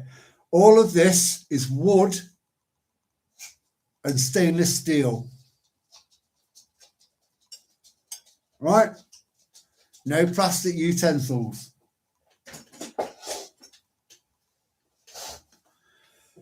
Get rid of it all. You've got an equivalent to a tablespoon worth of the average human. The average human has a tablespoon worth of microplastics in their brains. So I've got all of these. Bearing in mind, I've got about 5 in the freezer as well. I think I've got about 12. I think it was 12 altogether. Now, they have got plastic lids, but the plastic lids don't come into contact with the food. They don't. So you either buy glass or stainless steel. And I did double check this. It's not aluminium, right? Aluminium, that's another head fucker. That's another leading cause, like plastics, like microplastics, for Alzheimer's and dementia, right? You've got to avoid that. Alzheimer's and dementia is a relatively new phenomenon. I can't help that, sorry. So why is it new? So stop. We're all about we're all about identifying patterns. So it's like, okay, so all of a sudden in year whatever, Alzheimer's started to pick up. Dementia started to pick up and go up and up and up and up and up and up to the point where it's normal. It's normal now. It shouldn't be normal. So we need to try and find out and figure out, why is that become normal? Why is that normal now? And loads of people out there that have got more money than we have, you know, which leads to more resources, but they're on our side. So they start looking into shit and they get shut down because they don't want people like that putting the information out there, you know. But they put the information out there and it goes out there and it goes out there and it goes out there, you know, into the web, which is a good thing. Stainless steel or glass. And then a plastic lid on the top. Make sure it doesn't come into contact with your food. Just put enough, you know, 0.5 centimetre below the surface of the metal, you know, plastic lid on the top, put it in your freezer, right? And then you've got different sizes. And they've got lids as well. Temu, take advantage of it, because 45 trillion pound, 45 trillion yen worth of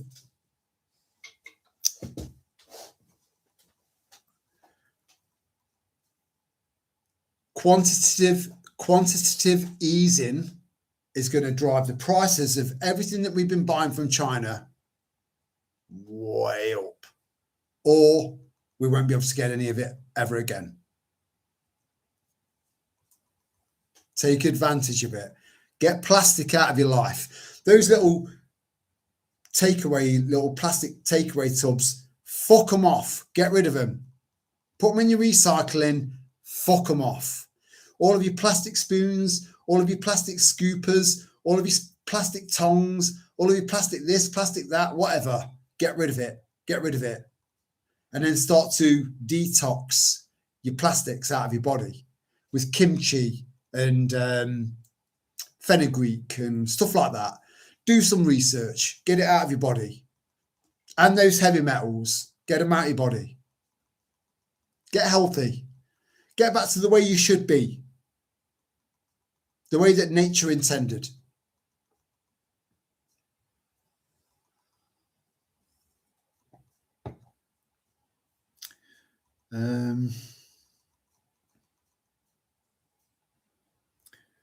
Yeah, so anyway, I know I'm well behind here, and I do apologise to everybody. Got another £38 credit on Temu. Had a quick calculation. Last year I spent £350 on Temu, got £320 credit. You see what I mean about Jordan? You know, he's mastered the art of this. So you can take advantage of a nation that eats dogs. So fuck them. They don't all eat dogs. I'm sure there are lots of Chinese people that would die for their dogs, you know. And I do think there are, you know, considering how many people that live in China, statistically, the vast majority of them are going to be good people, you know. I'm just trying to justify ripping them off because I don't like ripping people off. It goes against my morals, you know. But it is what it is. Yeah, he is a Temu master. He is. Thanks, Dave. Got to get them. No return for refunds. Anyway, got to go. Oh, I'm sorry if I've missed you, brother. Much appreciated for joining us and maybe inspiring a few people into getting a Temu account and just getting what they need in based on their individual, because we're all fine. We were all feeling the pinch. We're all skint.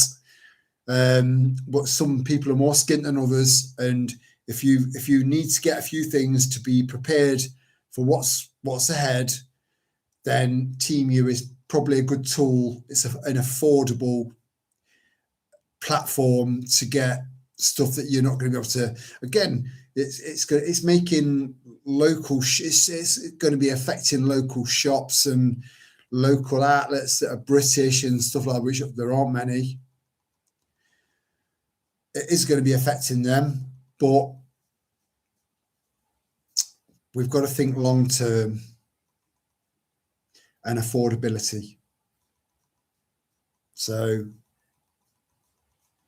sometimes that leads to sacrifices, you know, but hopefully temporarily, because if we get the system that we can thrive in further down the line, and I can't see why we can't, there are going to be a lot of hurdles, some big ones, really big ones, but at the end of it, on the other side of this hill, a cooperative society with local shops again and local traders, which were part of our community.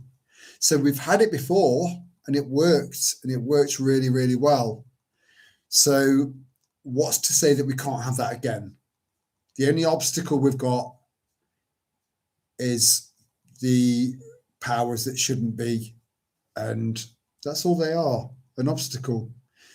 You either go around obstacles or you smash straight through them. It's doable. I wouldn't say it was if it wasn't, you know. Oh, and I've missed Kirsty as well. Good night, Kirsty. I'm so sorry. Yeah, I get a little bit carried away.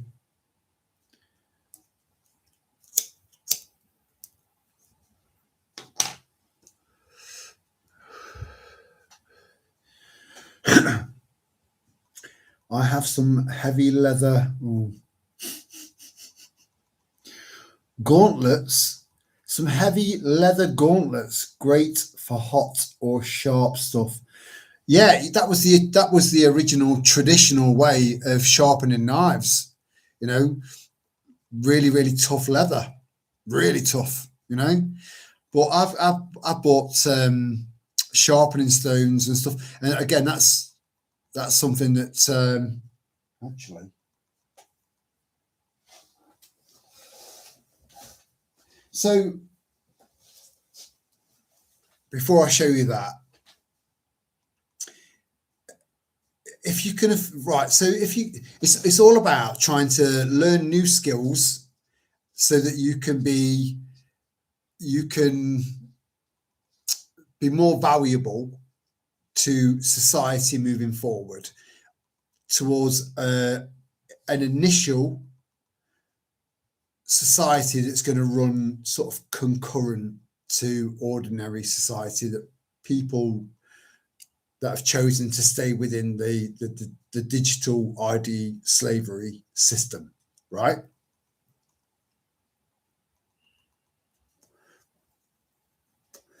So it's about trying to earn a living, or at least be able to survive with food, getting paid in food. Because you won't be able to get paid in money because you won't have a bank account. You won't. Because in order to have a bank account, you're going to need to be in the slavery system.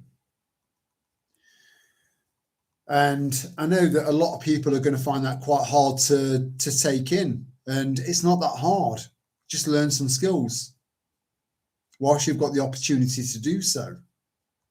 So I've got equipment to clean cars, clean windows, just for 1 square meal a day, you know, like 3 meals a day, which will be a bargain to anybody. That's all I need.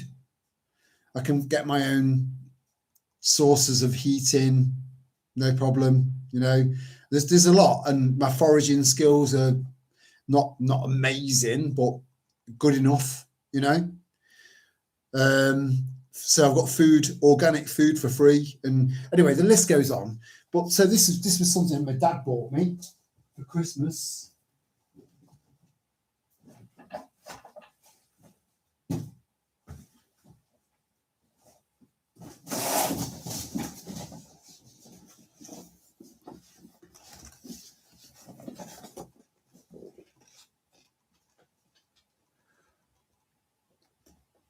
So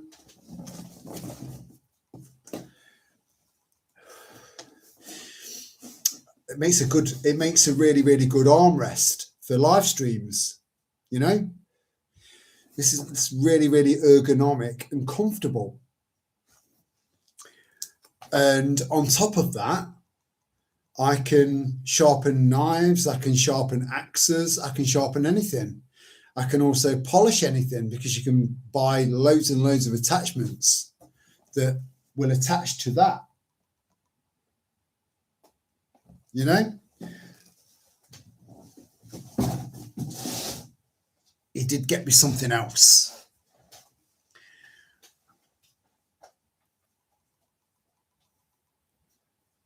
But I can't tell you what that is, because I just can't tell you what that is. And I can't tell you why I can't tell you what that is. But it's all about moving forward and fighting back, and legal and lawful. So if they came in and found it, they'd overlook it. They would. They'd overlook it if they got in, if they managed to get in.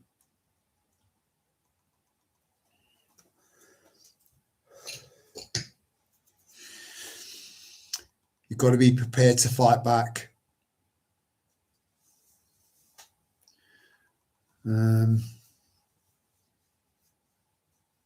So yeah, good night, Kirsty. I'm sorry if I missed you.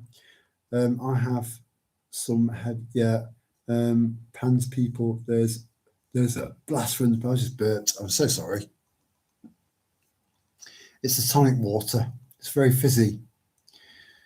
But yeah, Pans people. It's just lovely to watch. You know, they weren't great dancers, but it was eye candy, and I think even women would appreciate the fact that men just, you know, appreciated that. It was a lovely thing to see, you know, beautiful women dancing to music before music videos came out, you know, and yeah, it was lovely. It was lovely, and it still is lovely, and it's a nice thing to look back on, not just for men but for women as well, just to look back on, you know, times when England was England, Scotland was Scotland, Ireland was Ireland, Wales was Wales, you know, back then, you know, and we can get that back. We can, but it's going to take a little bit of grit, and it's going to take your minerals. Have you got the minerals for it? Because you're going to find out. You're going to find out whether you've got them or not.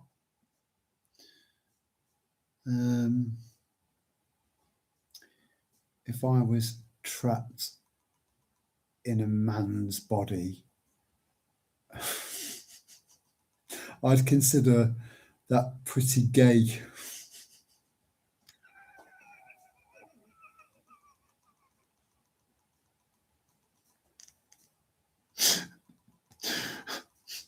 You're a very interesting person, Dave.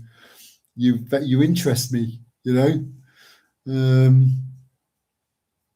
Yeah. Where'd you go from that?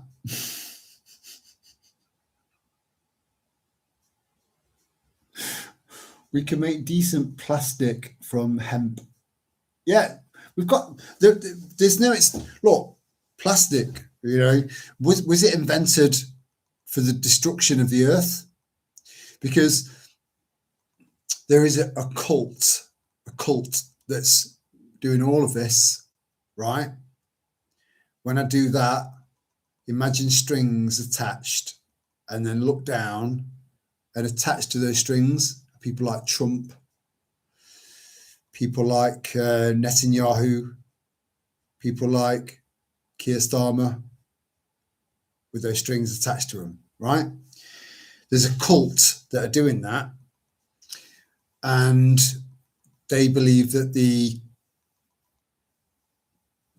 complete and total annihilation of Earth and every living thing will bring them closer to God or the source. So we're talking really, really, really fucked up people, extremely fucked up people. That's what we're up against. You know, as bizarre or as unbelievable as that might sound to some people, it is what it is, you know. But everything that we need to be healthy, everything that we need to thrive is all around us in nature.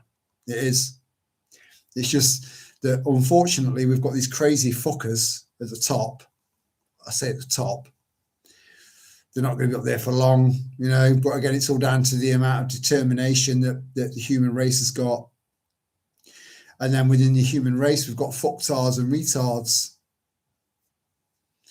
And we need to bring as many of those fucktards and retards into reality as possible.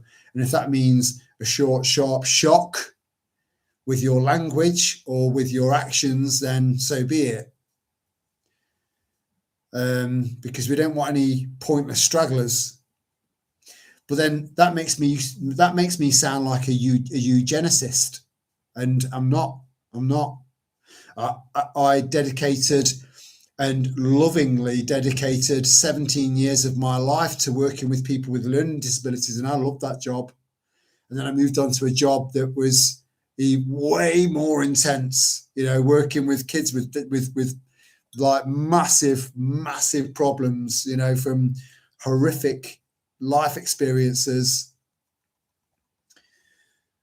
thinking that was my calling, and I think it was to some degree, but that was way harder. So I'm not all about. I think that there are people that are warriors and can change our trajectory, and then there are people, just like normal people, that are massive hindrances to us, and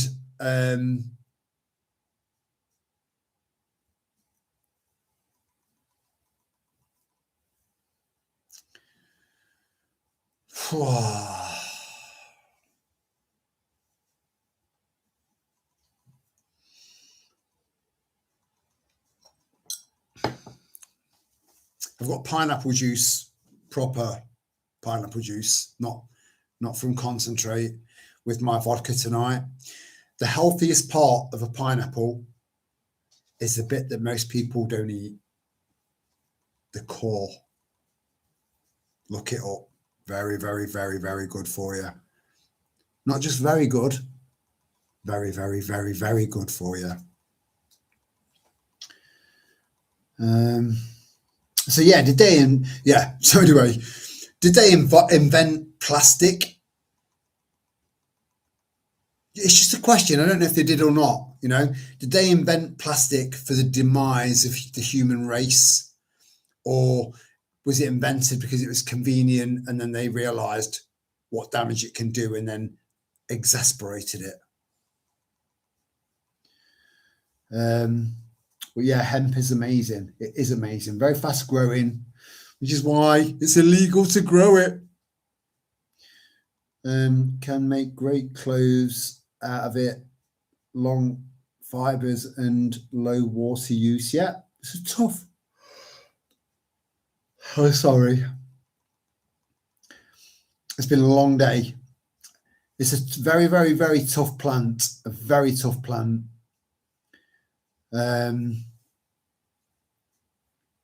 Yeah, you're spot on, Dave. I missed that. Too much money in that word.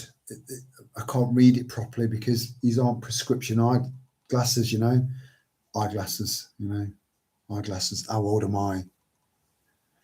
I'm just going to get my eyeglasses. Where's my eyeglasses? I can't hear you, honey. Get my ear horn. Where's my ear horn? There, I can hear you now, honey. I can feel you and I can hear you. That's better. Oh dear. Can make great clothes out of it too. Long fibers and low water use. But the cotton barons run things. Yeah, they do. Yeah. Not just the cotton barons. A project I want to try this year is making a wind generator. Do you know what, Dave? The mechanism that connects to the wind generator, they're so fucking expensive now. Really expensive.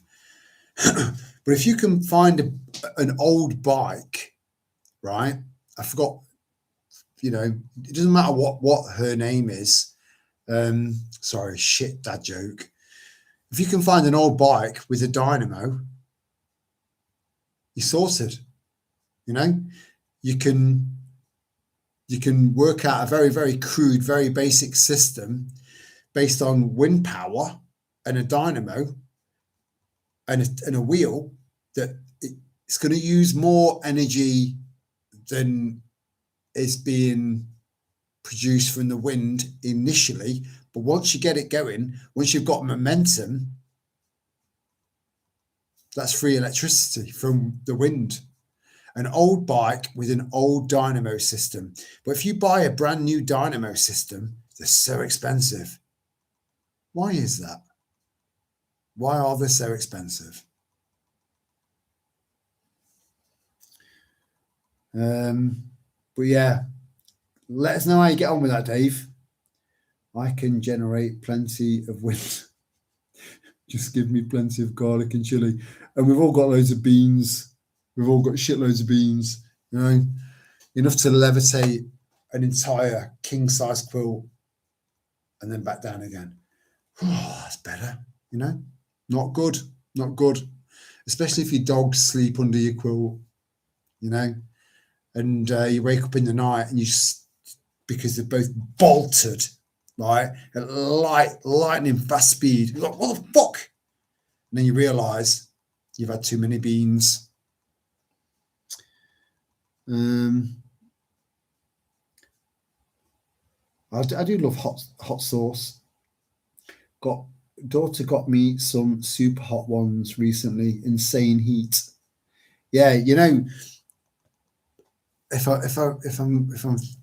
memory serves me, tomatoes, chilies, tobacco plants are all from the deadly nightshade family, and tomatoes weren't really eaten that much until, you know, if you look at the grand scheme of humanity, they weren't really eaten very much until recently, because people thought, fuck me, you know, botanists have pointed out that these are part of the deadly nightshade family, which it's called deadly for a fucking reason, you know. So people just thought, oh, I'm all right, thanks, you know, got some tomatoes. No,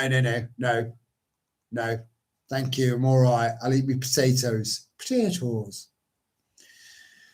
When in actual fact they're extremely good for you, especially when they're cooked. I mean, they're better for you when they're cooked, because it produces an enzyme that's just exceptionally good for your body, you know, for the human body. Really good for the human body.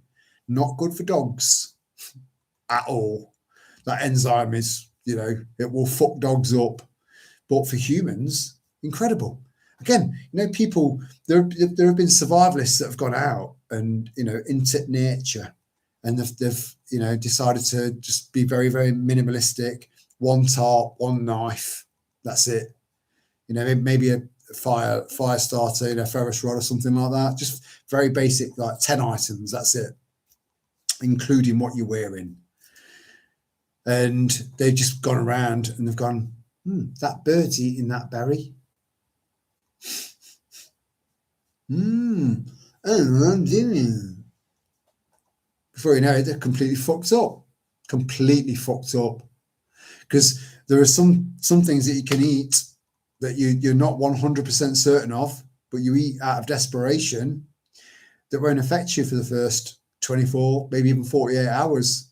And then you start to notice things. And then those things start to intensify. And before you know it, it's just an avalanche of problems, and you just die a horrible fucking death. You know? Nature is there to heal and kill you.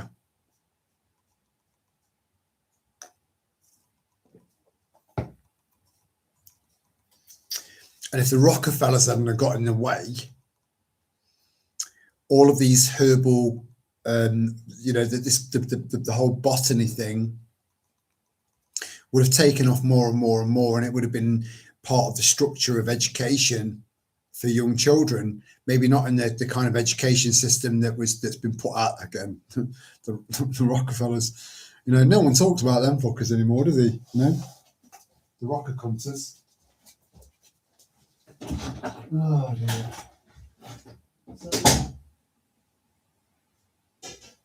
we all need to be the light. We all need to be the change. Because if we don't, I'm not sure who came out with, or who came up with the phrase, or where the origins are from. Well, the term, if not us, then who?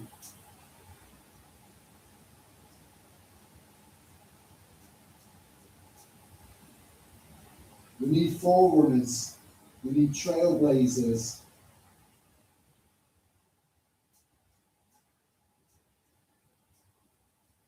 People that aren't afraid.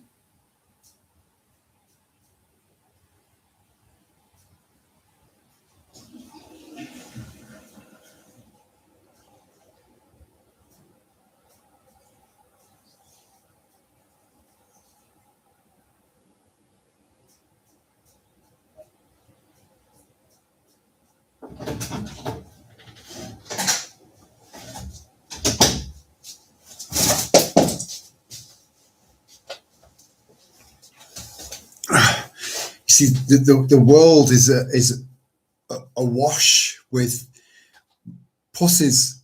You know, we are in real time. We are witnessing the pussification of mankind. You know, the emasculation of men. Emasculation. You see, even adverts like Gillette, the best a man can get.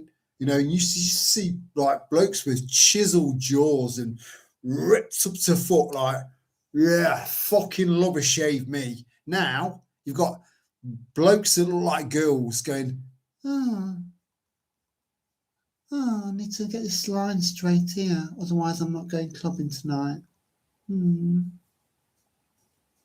Pathetic, you know. Little fucking little girls with a dick. Little girls with a dick. No offense to the ladies, you know. In fact, that little chili there, Michael, that you just put on the screen. Oh dear. Chilies have got a double use as well. And I have put this out in a video before.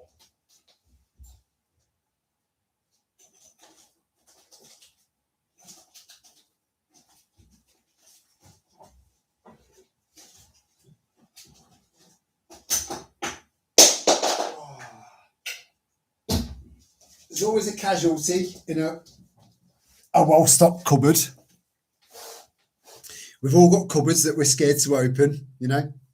It's like, you know, an avalanche of stuff, right? So this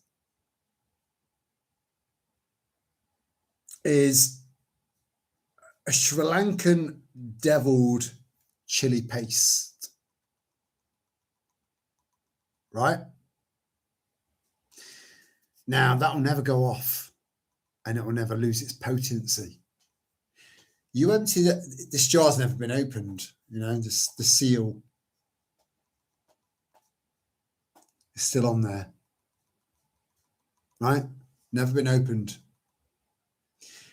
Now, when I know that the crunch has finally occurred, and you'll all know, that'll be popped open, put into a canister that I've got already ready for that specific purpose. And that entire, actually maybe just half of that, maybe a third of it, you won't need much.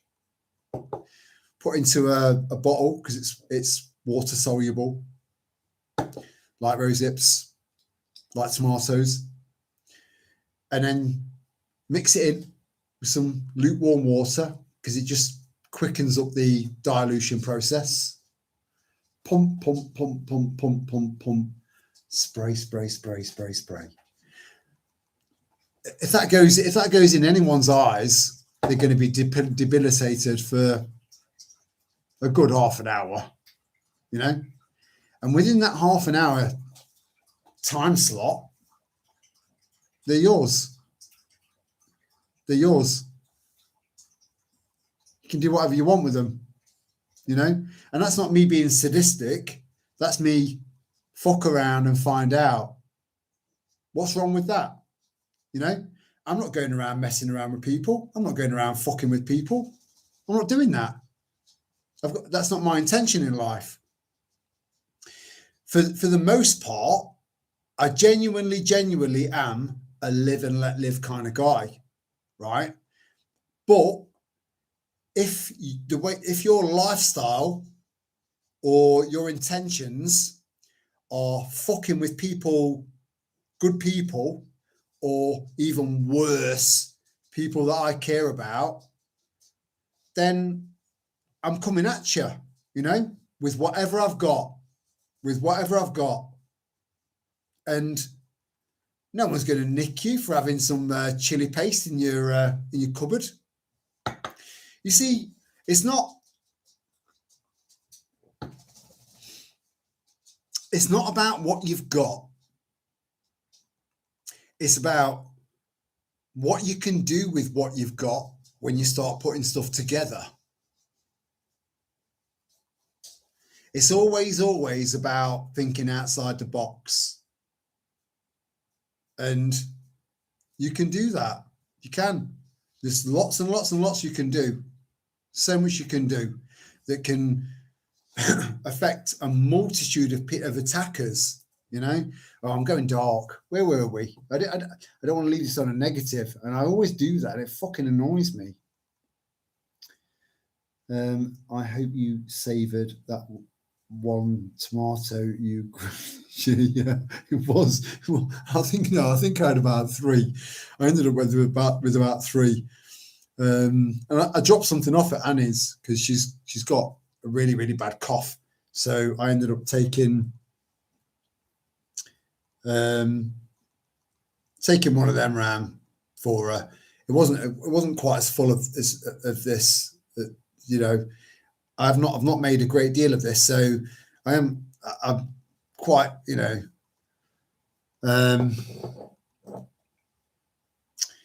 but she sounded so rough on the phone, you know, and she's a good woman. She's a good gal, you know, and I felt really, really bad because she set this group up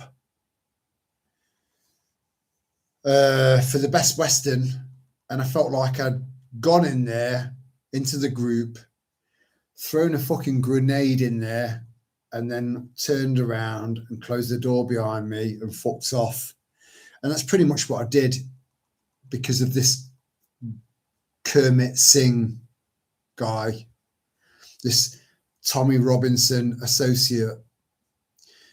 And I did feel bad about that because she set that group up. But then she explained to me when I went around there, because she sounded so rough on the phone, I thought, you know, I'm going to be sending some of this off to another lovely lady, you know, in the post.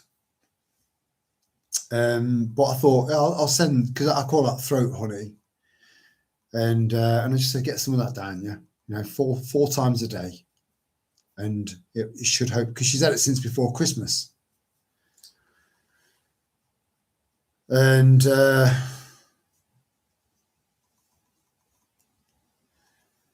I've forgotten where I was going with that. This is what happens when I do long live streams, you know, 4 hours and 12 minutes. This is why I should just do 2-hour live streams and then doing another 2-hour live stream during the week. I think that would be better, because you'll get a better me and I'll get a better you, you know, because it's like 1:20. And yeah.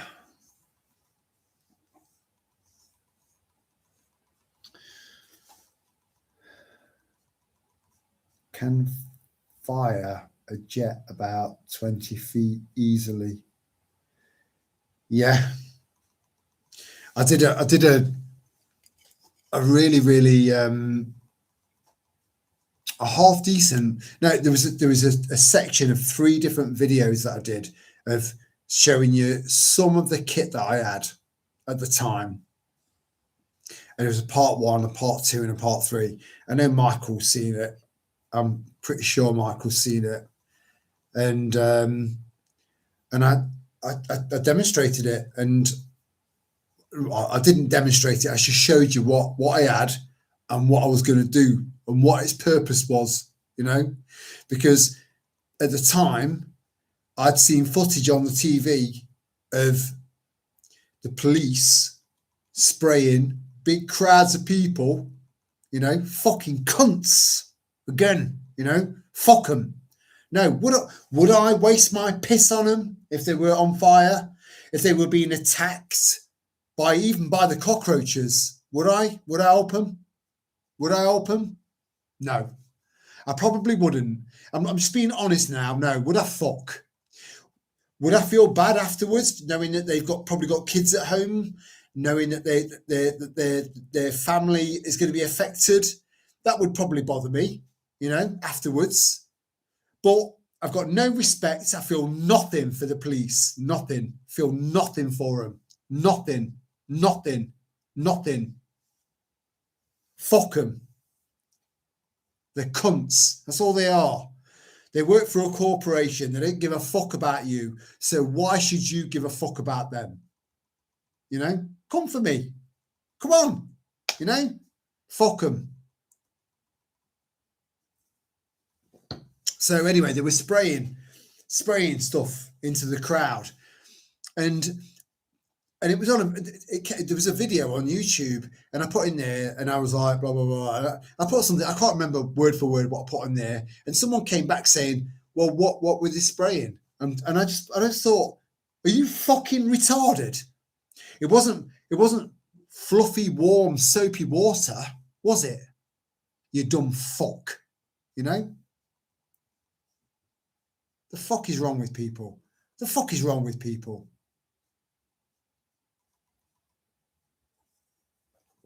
So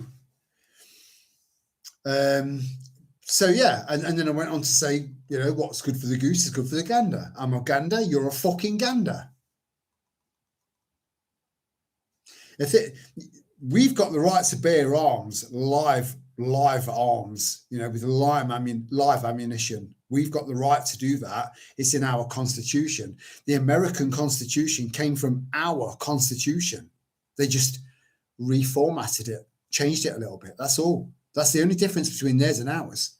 Our constitution still stands, but it's been buried under acts and statutes and bullshit laws.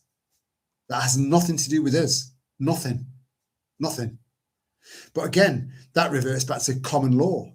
You know, common law was written by men. That means nothing. Natural law stands. Natural law. That's the only law that matters. If you do bad, we'll fuck you up. That's it. That's it. If you harm others, we'll fuck you up. We'll fuck you up. That's it. It's very, very simple. Nature is very, very simple. So we've got natural medicine that's very simple because it's natural. We've got natural law.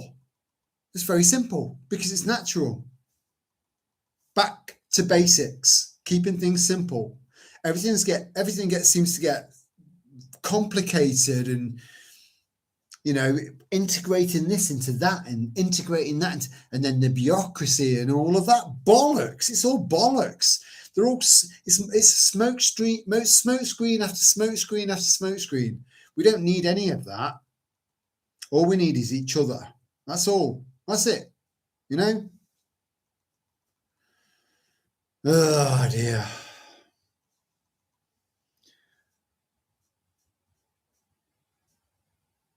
And it would get rid of unwanted bugs, because they're all unwanted, you know, unwanted, unnecessary, and irrelevant. You know, all that really matters, all that really matters is community. You know, again, look at pikers. You know, love them or hate them. I hate them. You know, I do, but I admire their sense of community. I do. And we had that.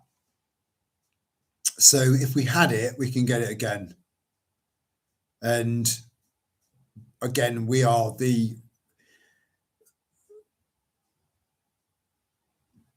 reminiscence of what was good. We're the last of that generation. So it's down to us and our memory of that to bring that back. And that's quite an undertaking. It is. So you've got to ask yourself, have you got the minerals? Have you got the balls? Have you got the courage? Have you got the guts to bring that back? It's a very, very simple thing. And if you're asking yourself, you know, under tremendous thought processes and analysis, actually, I don't know if I have, right? Then fuck off.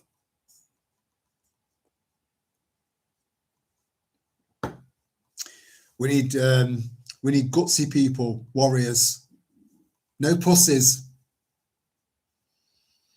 Sick of pussies. I'm going to have to crash my tablets. Been a laugh tonight. Thanks, folks. Much love, Dave. And I'll see you in the next one, Mio China. And thanks for joining us, you know. And thanks for giving us a good crack. It was a good crack, you know. And that just goes to show when like-minded people come together, we do all right, you know, and we can do that again in the future. And we will do that again. We will. It's built into us. It's a genetic thing. It's the generations after us that's been affected. But then a chunk of our generation and our generation before us, you know, older, they've been affected as well. But as long as there are people like you around, we can turn this around. We can, you know, in overwhelming odds, you can't, don't look at this situation like it's going to be, well, they've got all this technology, they've got all this weaponry and all that. As fast as they are coming up with all of this weaponry and this technology, they are still underestimating the inevitable outcome that this will switch around, because there are so many more of us than them. They can't, it's impossible. And then there are so many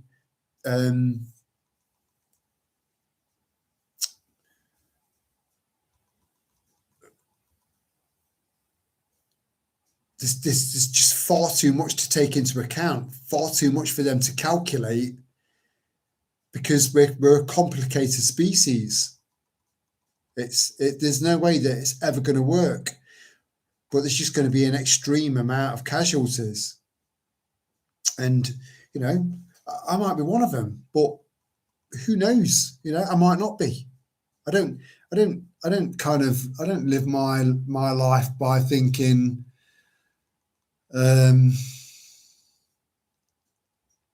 shouldn't say this, I shouldn't do that, because I could end up, you know, getting ambushed by the thought police and spend the rest of my life in jail or dying or worse, you know. I don't think like that. And you shouldn't either, you know. We can do this. We can. It is doable. It's doable. We've got numbers. And anyone that thinks that this is some sort of pie in the sky thought process is in and of itself a delusional thought process. It is. And a defeatist attitude, and that's what we could do without. So if anyone thinks like that, go back to bed, go back to sleep, because you're no use to anyone, including yourself. So, Michael, help me out here, mate. I need to end this on a fucking positive.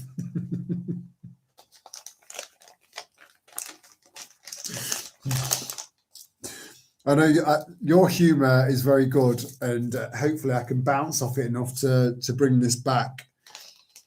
I think actually that was a positive, you know, because it's the truth. It really is. Regardless of how you might feel right now, if I thought that we had no chance of winning this, if I thought that we had no chance of defeating these bastards and turning all of this around and making it into a good thing, I'd tell you, I'm a realist. I'm not an optimist. I'm not. I've never, ever claimed to be an optimist, ever. And I'm not, you know. And sometimes I wish I was. Sometimes. But that would be a wish, you know. And wishes generally are theoretical and whimsical and unrealistic. I'm a realist. I've always been a realist. So if I thought that we couldn't do this, I wouldn't be doing live streams, you know, saying that we could. What the fuck? What's the point? I just disappear into my own little world and degrade, just fucking degrade, you know, like so many people are doing. But I don't see it like that. I see a future. I see it as being doable. But we need people that have got minerals, people that have got the guts to do it, you know, to follow it all the way through. And this is why I'm a very, very pro lead by example thing. lead by example without leading or without wanting to lead.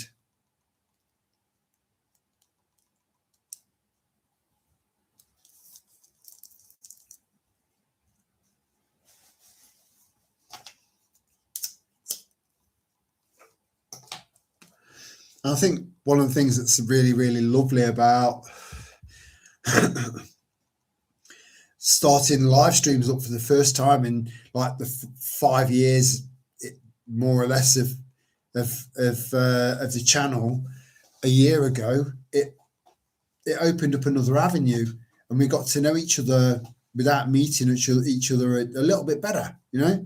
So we got a little bit more of a gauge on how people are thinking, and you know, and I've not been disheartened at all from any of it, because all I see are people, like-minded people, coming together and seeing things for the way that they are. You know, the vast majority of all of what's happening around us is an illusion. You know, yeah, they have got some pretty impressive weaponry, but again,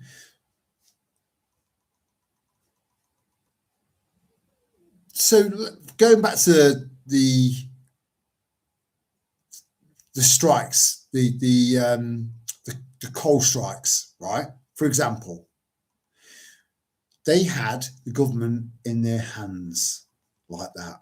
That wasn't that long ago. Then the poll tax came out, right? The poll tax, the government, right? Poll tax, fuck off. The people jumped up and said, fuck off, right? That aspect of the fight back has never gone away. It's never gone away. This is why they're constantly prodding and probing and testing you, right? So sending our young folk to Ukraine to fight for a war that's got fuck all to do with us, that's all part of the depopulation program, right? Without anyone voting that in. No one voted for it. You know, I know plenty of people that are prepared to fight back if their kids are being pushed into being conscripted. You know, lots of mama bears out there and lots of very, very powerful dads. And whether you're a mama bear or whether you're a dad or whether you're neither, right? You need to get your head into this fight because you've got a dog in the game. You have. Whether you think you have or not, you have, because it's your future as well. So,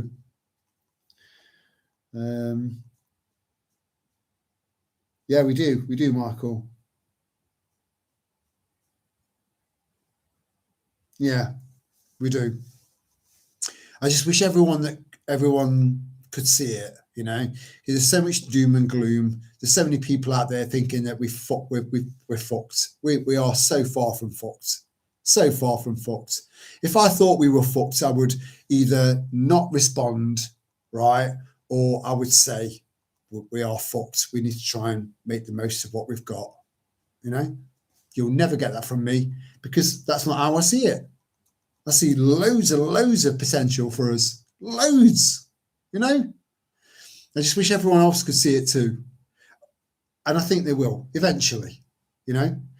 But they'll see that through people like you leading by example without wanting to lead, you know.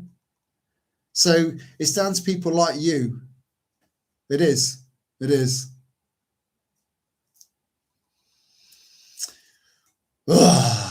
Anyway, let's draw this down to a nice, steady little close. Again, the whole let's just do a 2-hour live stream thing kind of went out the window again. They all seem to average out at around 4 hours, you know.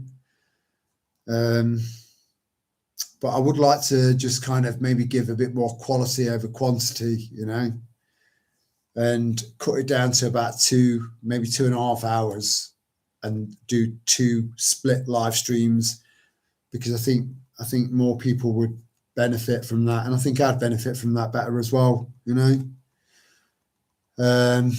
But I still think it's been a lovely live stream, and I've enjoyed it. We've had a good crack. I've learned about bus porn, which I didn't realise was a thing. So thanks for that, Michael, and someone else as well. I think it was Ray. You know, licking. You know, bit of licking and a bit of bus porn. Yeah, you know. Again, it's about creating new things.